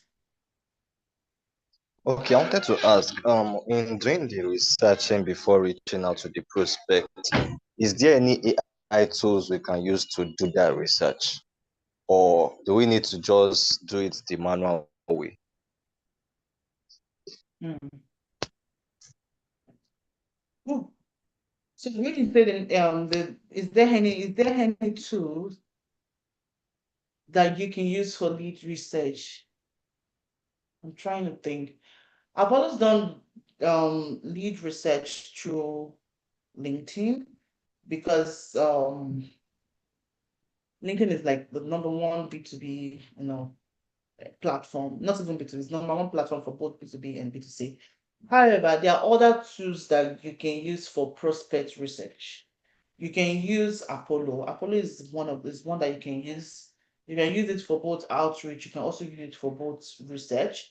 So through Apollo, you can get their emails, you can get their phone numbers, you can know what activities is actually going on in the company. You might not be able to get all that through LinkedIn because LinkedIn would not.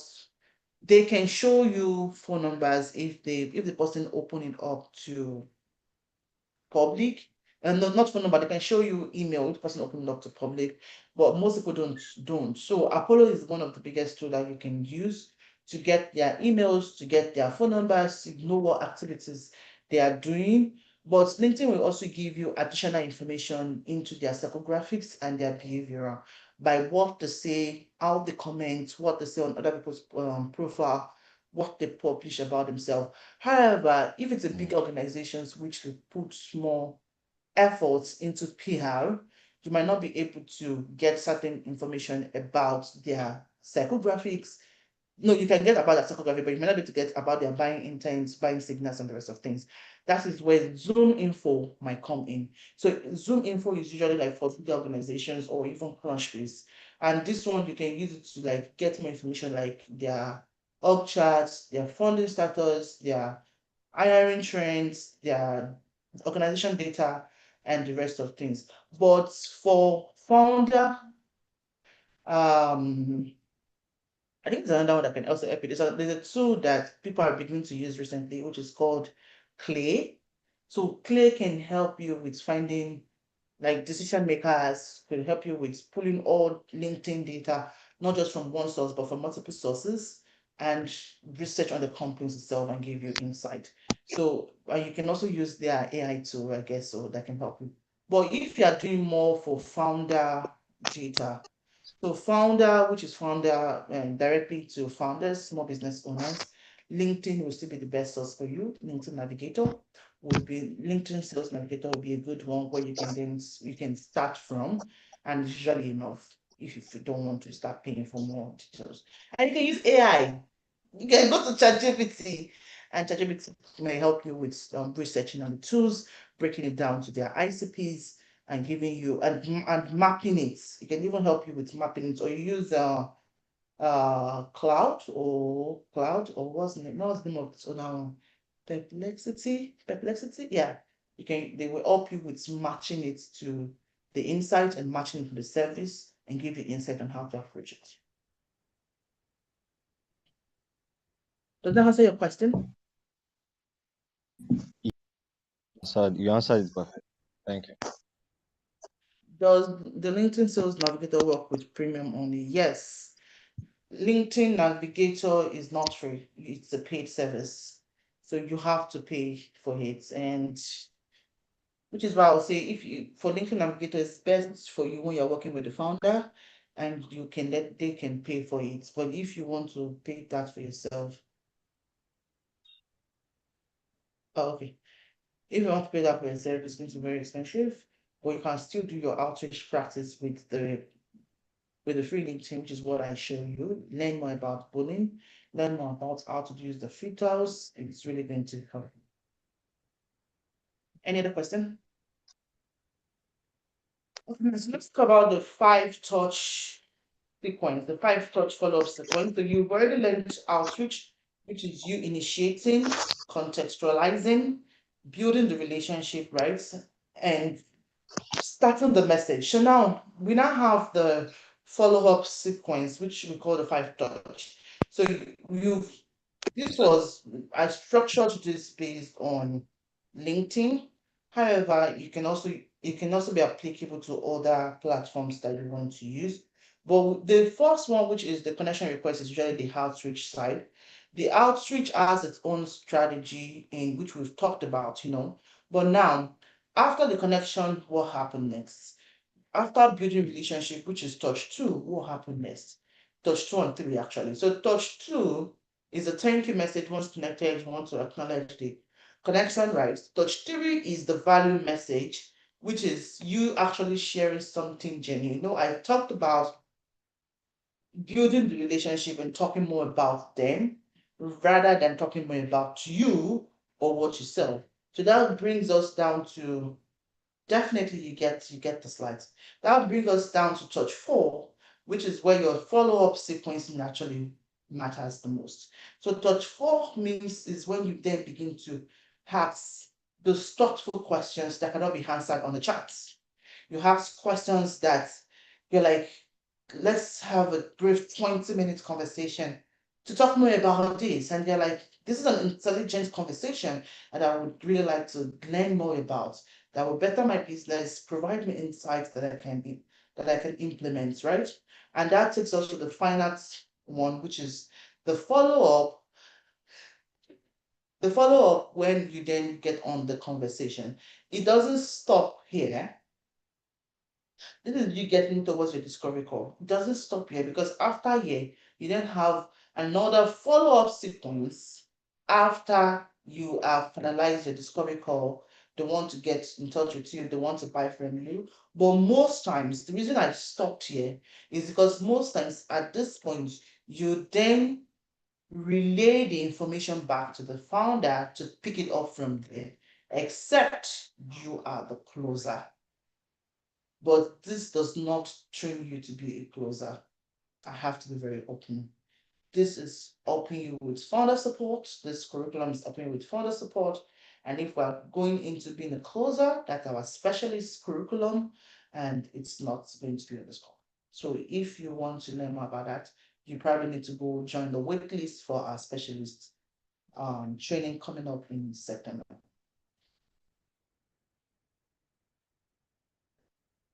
Now, so even though we've seen the outreach too, you can also the outreach the lead tracker that I have the templates in your resource center. You can also have your follow-up pipeline integrated in it, which is you tracking your follow-up, because it's also very important.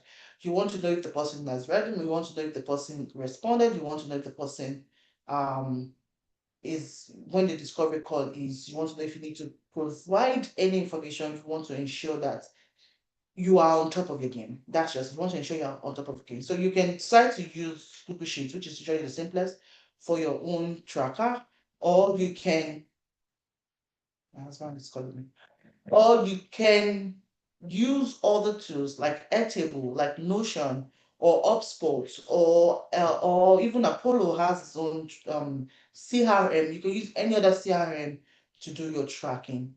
So what you want to track is, one, the trigger. Is it a new connection? Is there a reply? Is there no reply? Is there a shared conversation? Is there a shared value? Is the conversation started as a discovery call, be scheduled as an appointment, be scheduled? So these are the triggers that you want to first of all track. Then the next one is you want to track your own action and their own action. So you want to track if they responded, you want to track if they made a request, you want to track if they scheduled the call. And your own action is you want to track if you need to send something or if you need to get something from the founder. You need to make your own notes. You need to send your own notes to them or to yourself. You need to have your own notes just to ensure that you are on top of the game.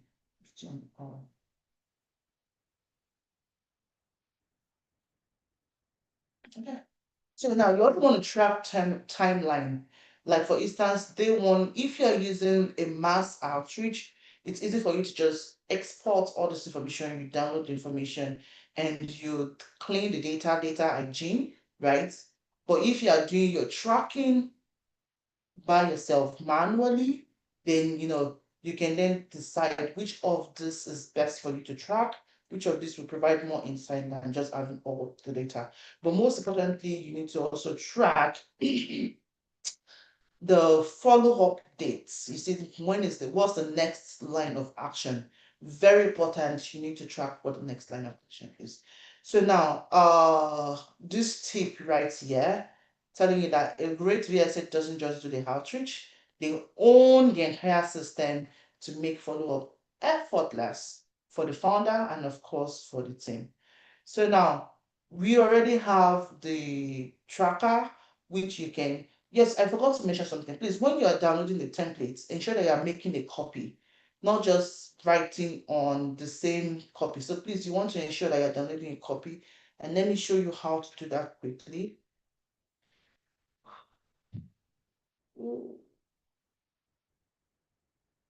Okay, good. So now you go to File, you click on make copy, and it will make copy, and you can set to name it whatever copy you want to name it. That's very, very important, please.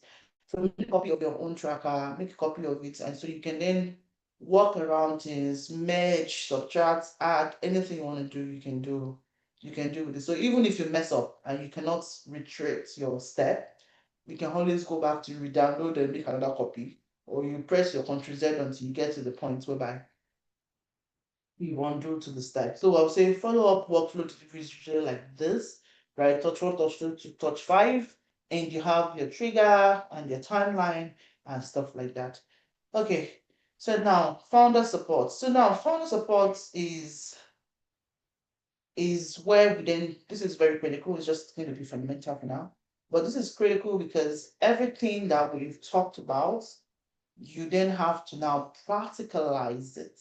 And one of the important things I want you all to start doing today is start making connections with founder. Start with your comfort zone. You know data, start with data. You know healthcare industry, start with founders in healthcare industry. Connect with them.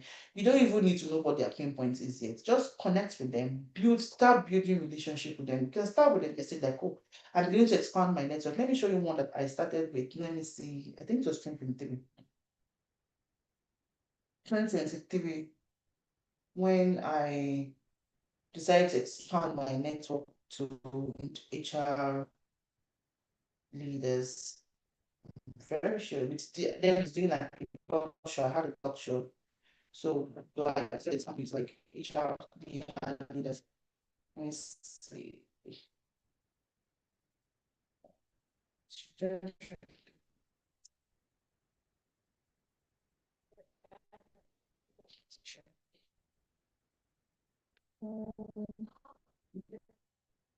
Yeah, I did this one.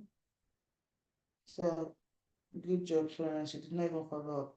Hi, Ricky. Hope you're well. Connection with HRTA slash. So I was connecting with HR, talent acquisition, and DEI professionals to increase my network with unique perspectives. Have a great day. So this was my connection request. So you can see. And I did an absolutely great job. I love following up. Okay, that was because I use mass. So I'm very good. I use outreach. But that just shows you how to, start the connection. That was the connection request. I have many others that you can see my follow up and follow through with them. But what I'm just trying to say is expand your network. So start connecting. You can do it manually. You don't need to use outreach tool yet.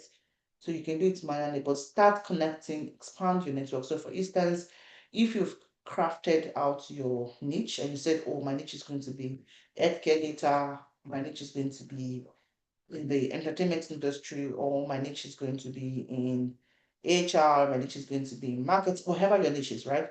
You can start building up your connections in that niche and bringing the audience in that niche into your portfolio, into your own profile. So now from there, you can then begin to study their pain points and use it to craft your offer or to enhance your offer and your outreach strategy. So now, why are founders overwhelmed? So founders are usually overwhelmed because of five main things.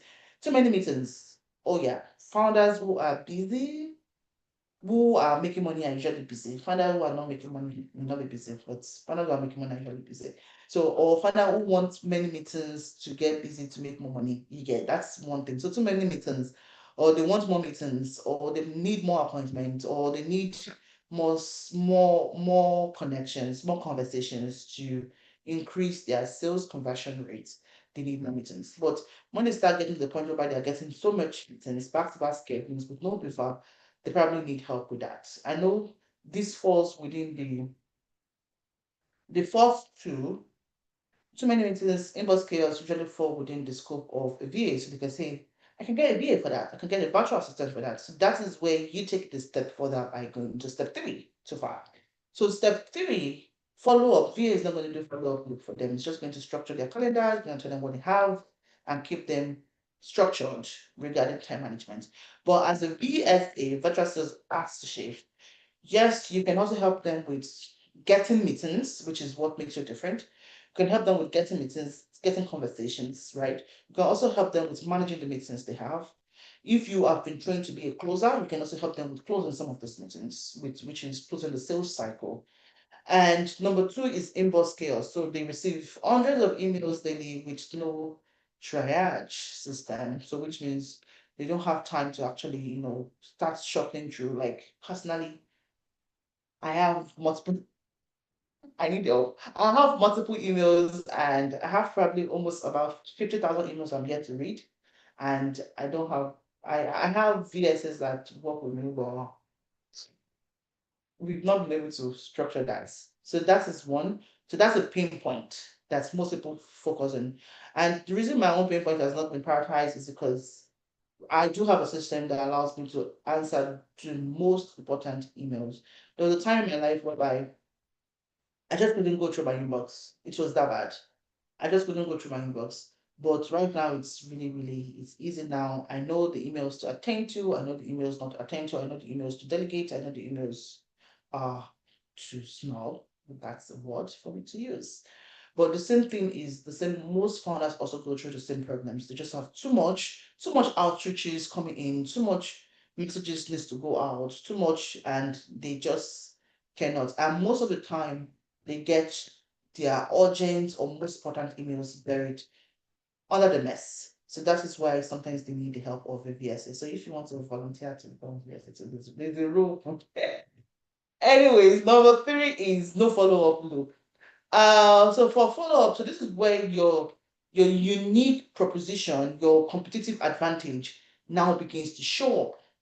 And for showing up, because now you're not just helping with maybe getting more meetings or structuring the meetings, getting them on appointment calls and the rest of things, you're also moving to a step whereby you can also help them with the follow-up. They get overwhelmed with too much. We cannot share ourselves 24 hours a day, it's not possible. But they get to that point whereby you can then help them with committing or keeping up with their commitment and following up with their commitment. And that's what actually makes you more distinct, what makes you more valuable. Then visibility. So when we get to AI automations, dashboarding, data visualization, it's something that for anyone that already currently has a data analytics skills, they don't know what they are playing with. Because it really allows you to, and it's not until you build a sophisticated dashboard, bro. That's something I need to, because sometimes you might think, oh, I don't need to build, no.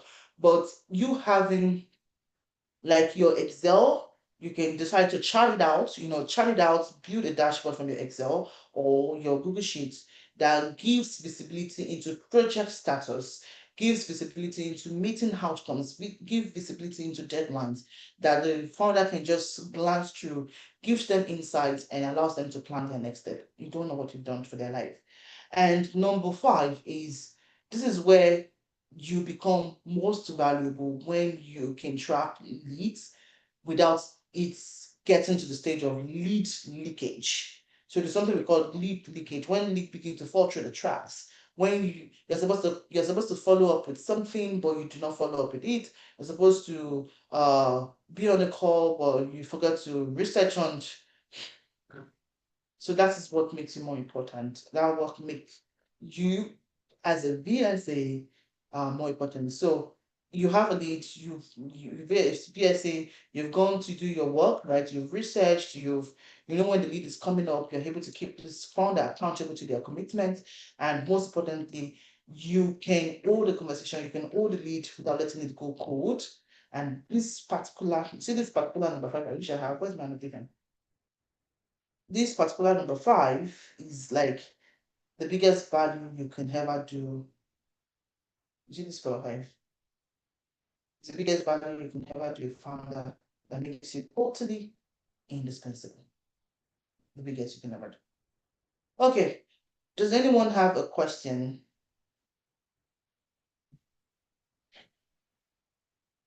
Any question?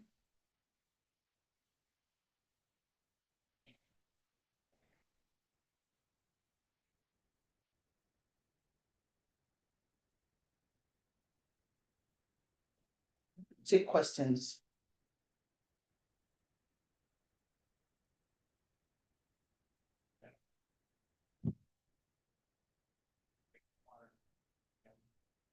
No question. Okay.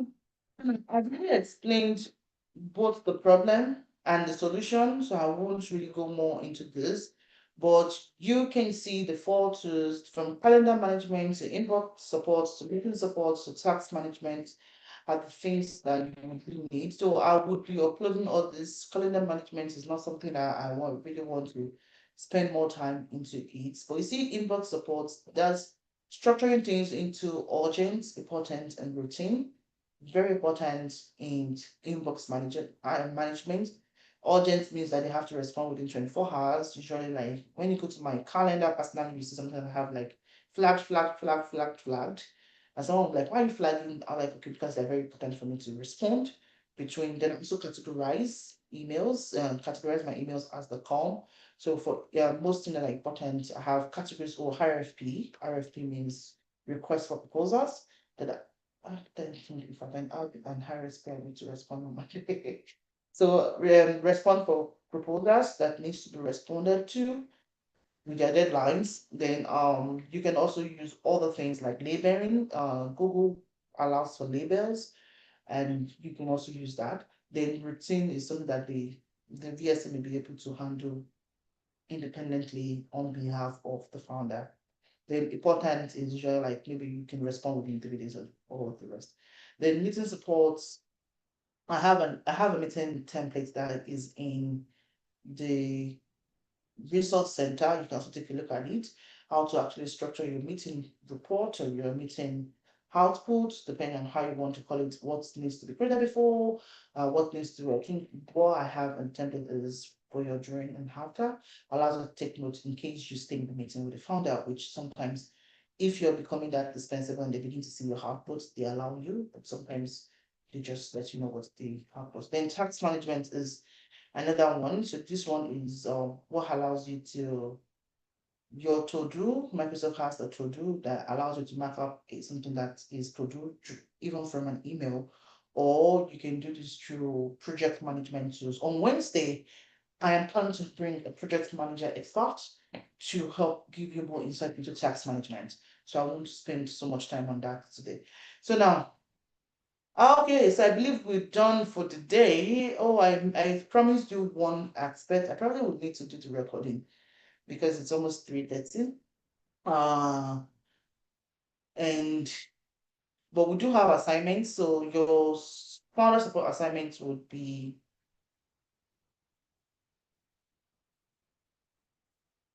I'm thinking if you guys are ready for this. Okay, so I want you all to take it. You're gonna try it anyways. You're gonna try it. So what you want to do is you would practice, right? Try to see if you can connect with at least 10 people 10 founders this week, right? Reach out to them. You need to send messages to them. You need to connect with them, right? And after you connect with them, document who responded, document who didn't respond. And this is supposed to be like this particular assignment is supposed to be like an imaginative client, but I want to give you something different. So think more about connect with at least 10 founders this week, right? Which means if you want to connect with 10 founders, you probably need to have reach up to 50, right? Because I want you to document it. So you need to probably send up to like 50 connections this week or this coming week, right? Sunday to next Friday. And document who connected with you, document who has not yet connected with you, right? And those that have connected with you, document if you're able to have conversations with them. You don't have to rush through this, right? Because I know that some of you might have other things, in your portfolio to do, but try to do this. Try to schedule out, connect with 50 people, outreach 50 people, 50 outreach. Most importantly, connect with 10. Document if you're able to have conversations with any one of them. Max of 5 is a great number, and we'll talk about it next week on how that goes about it. So now I would do a recording for LinkedIn Outreach without code pitching because of our time. But for your assignments next week, we're supposed to have a breakout room today, but because of our time, I took my time with outreach. So I'll skip the breakout room. But let's talk about your week 2 assignments. So now for week 2, everything we've learned about outreach, about follow-up and founder support is what we're going to do for week 2. So just like I said now, you reach out to probably 50, right? You're going to document your 5-touch sequence report. You want to know, but what I want to see would be you reaching out to 50 people, at least 10 people accepting your connection, right? And you having conversation with a maximum of 5. So I won't give you a minimum, but I'll give you a maximum of 5. So if you exceed 5,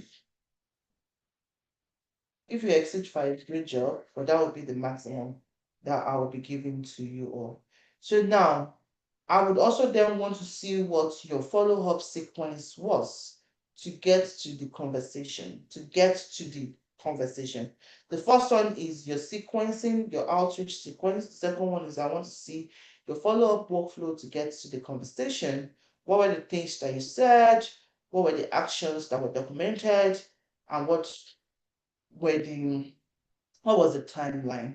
Then lastly, for this one, I'll just leave it the way it is. You're supposed to also help with documenting what the founder support process is going to be. But because you do not have visibility into the founder right now, so I'll just say review this one for understanding. But for your assignment, it's going to be deliverable 1 and deliverable 2, with your deliverable 3, a maximum of 5 conversation. Any question?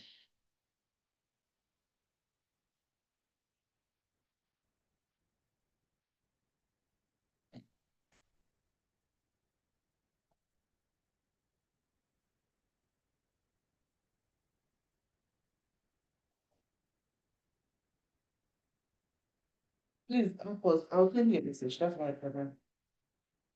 I'll send a message with more information about the. Okay, so your assignment, let me just say it again. I'll send a message though, but your assignment is you reach out to, yes, you are connecting with real people. Yes, you are connecting with real people. You are connecting with real people. You are going to connect with real people on LinkedIn. So everyone should have a LinkedIn profile. You're going to LinkedIn, you are reaching out to at least 50 people. That's the first thing. You are reaching out to at least 50 people, and out of the 50 people, at least 10 people must connect with you this week. So you want to choose which industry. Don't just send message to your friends and family. Send message to founders. So the very first thing is you want to figure out which founder would you likely be able to work with, that you want as a VSA, I can support founders in healthcare. As a VSA, I can support founders in marketing. As a VSA, I can support founders in advertising agencies. So you will find them. So you will reach out. The same, you see the way, Adiola, I'm coming. You see the way I showed you how to find founders. The same way I showed you how to connect is what you're going to do. So you will come to LinkedIn. Let me come back to my LinkedIn profile.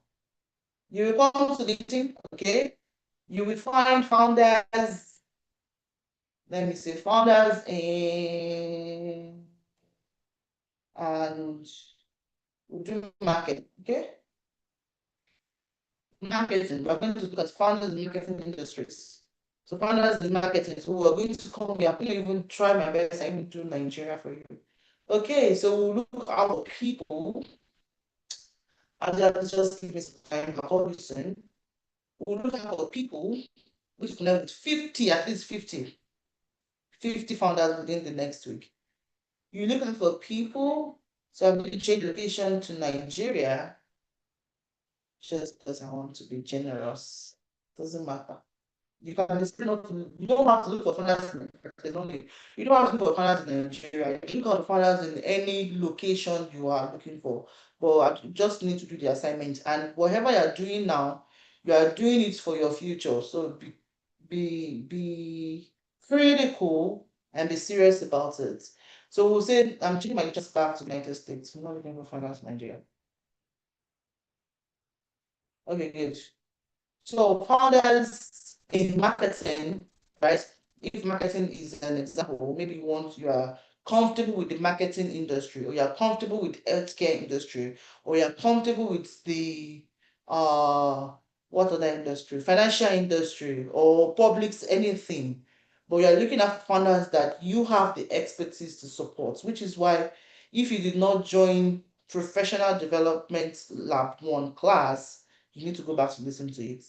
Then you come to, okay, let's say for as I would want to the industry to be in marketing. So that's marketing services. I can then show the results. So I will be reaching out to at least 50 founders, but you must connect with at least 10 within the next week. So you have to track it. So this is number 1 that came to me here is Claire. So I will need to look into the profile to see to see how I can mark out a value message to connect to our world. So that's number 1 thing I'm going to. My network is a little bit lagging. So okay, good. She is in the marketing communication. She's the founder. She has something. She's the founder and president of ABA Global Marketing. So even though she's the vice president of DMC Partners, she also has her own practice. Absolutely, she's going to need help. So she could need the help of a VSA. So I would be reaching out to her. She does both currently and she does with our own brand, the bring brand. So I'll have to myself, do I have an expertise? One of the expertise that well, this is not the time for you to be shy. Do I have an expertise? One of the expertise I have as a VSA is to provide founder support with outreaches. So I can help you with outreach. I can help you with appointment setting. I can help you with connecting with your meetings, everything we talked about. I can help you with that. So now, but I need to understand what is the PR. So I'll ask myself, what value can I provide to her? So outreach. So I can help with outreach. I can help her with everything. Good. So now, I looked at a recent post. So that is one. That is a gap that I can start from. Good. So which means she is seriously busy. So she needs help. So I can then connect with her, right? If she has a website here, I can take a look at her website and connect with her. I can connect with her. Hi Claire. I always want to connect with a note. Connect with a note. So hi Claire. Oh, I am currently expanding my network. Okay, I need to ensure your English is correct, but you see that my English is not going here. Ensure your English is correct. Don't send something without proofreading. I'm currently expanding my network with marketing. Okay. And PR leaders.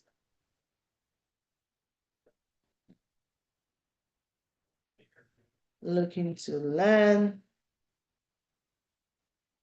more about you and the value you provide. So, like this particular person, I'm very sure she's not active on LinkedIn. So I won't even suggest that you connect with her. And the reason I said so is she has not posted for the past 30 days. So which means she connects on LinkedIn. So she may not even be the best person to. So you also want to look at that. But because I personally like what I saw there, I am connecting with her. So I did this out of the class. I'm connecting with her. But you understand what I'm trying to say because you also want to ensure that wherever I connect with, Ask her 2 years ago, she's not active on LinkedIn. She does not even have likes. She's not active on LinkedIn. And let me check likes and comments first. If you want to ensure that is impact on LinkedIn, let me check comments and reactions. All right. 1 year ago.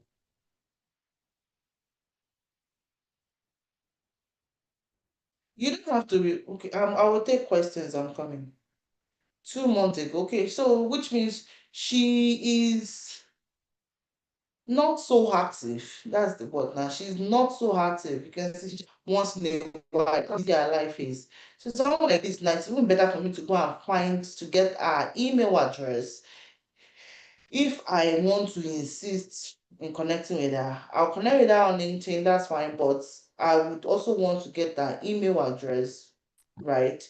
Because would check often that she'll check LinkedIn. So for that, I'll go to our website.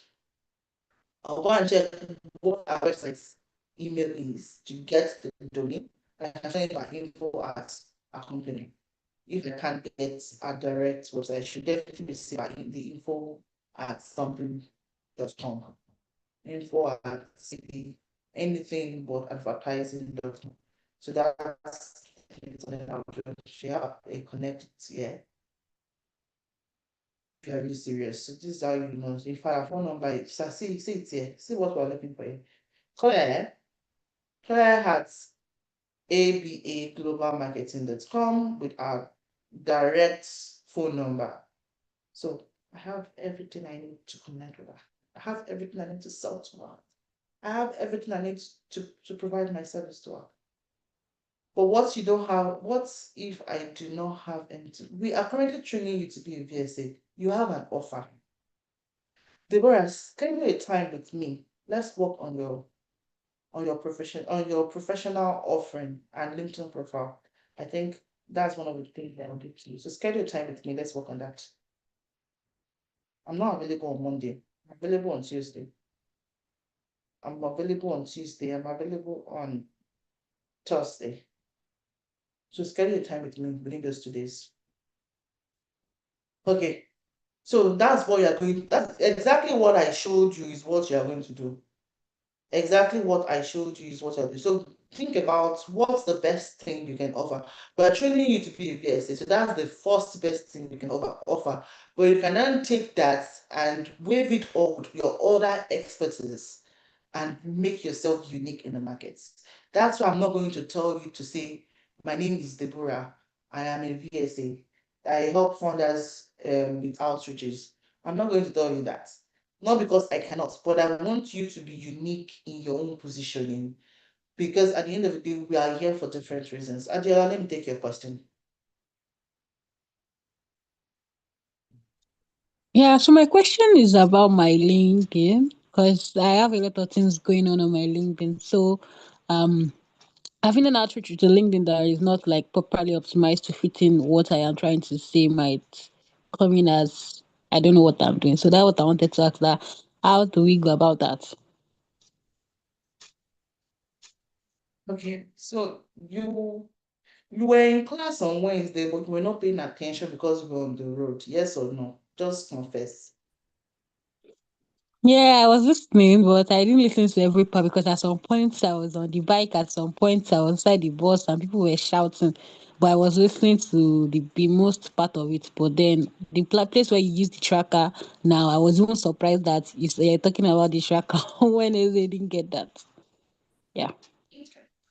So I would say it's best for you to also probably schedule a time with me. I know everybody will benefit from it, truthfully. I am aware that everybody benefits from it. But the very first thing I will say is everybody needs to go back to professional using LinkedIn optimization and professional positioning. That's Wednesday class. That's the very first. Even Deborah, you need to listen to that video before you come to me because I think that's the very first thing we need to do to have. I know Deborah was in class to have a full insight into that. So the YouTube you see there, I'll also send the link. I'll send it to everyone, so that's not going to be a problem. Then number 2 is Justina asked a very good question about understanding a niche. So this is what I will do. Don't want to promise too much because now I have one recording to do already. I'll do another recording.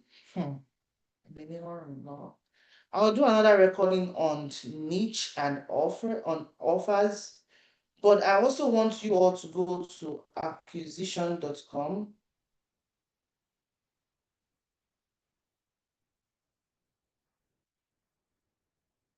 This one is too advanced for you.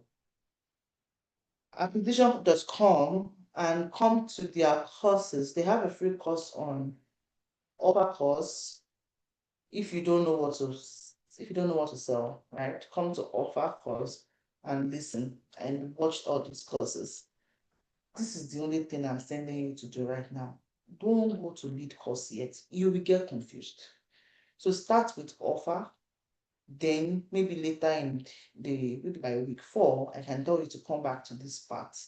So this is another one, offers. So let me send this to the charts. I'll definitely do well to put together a message and a summary.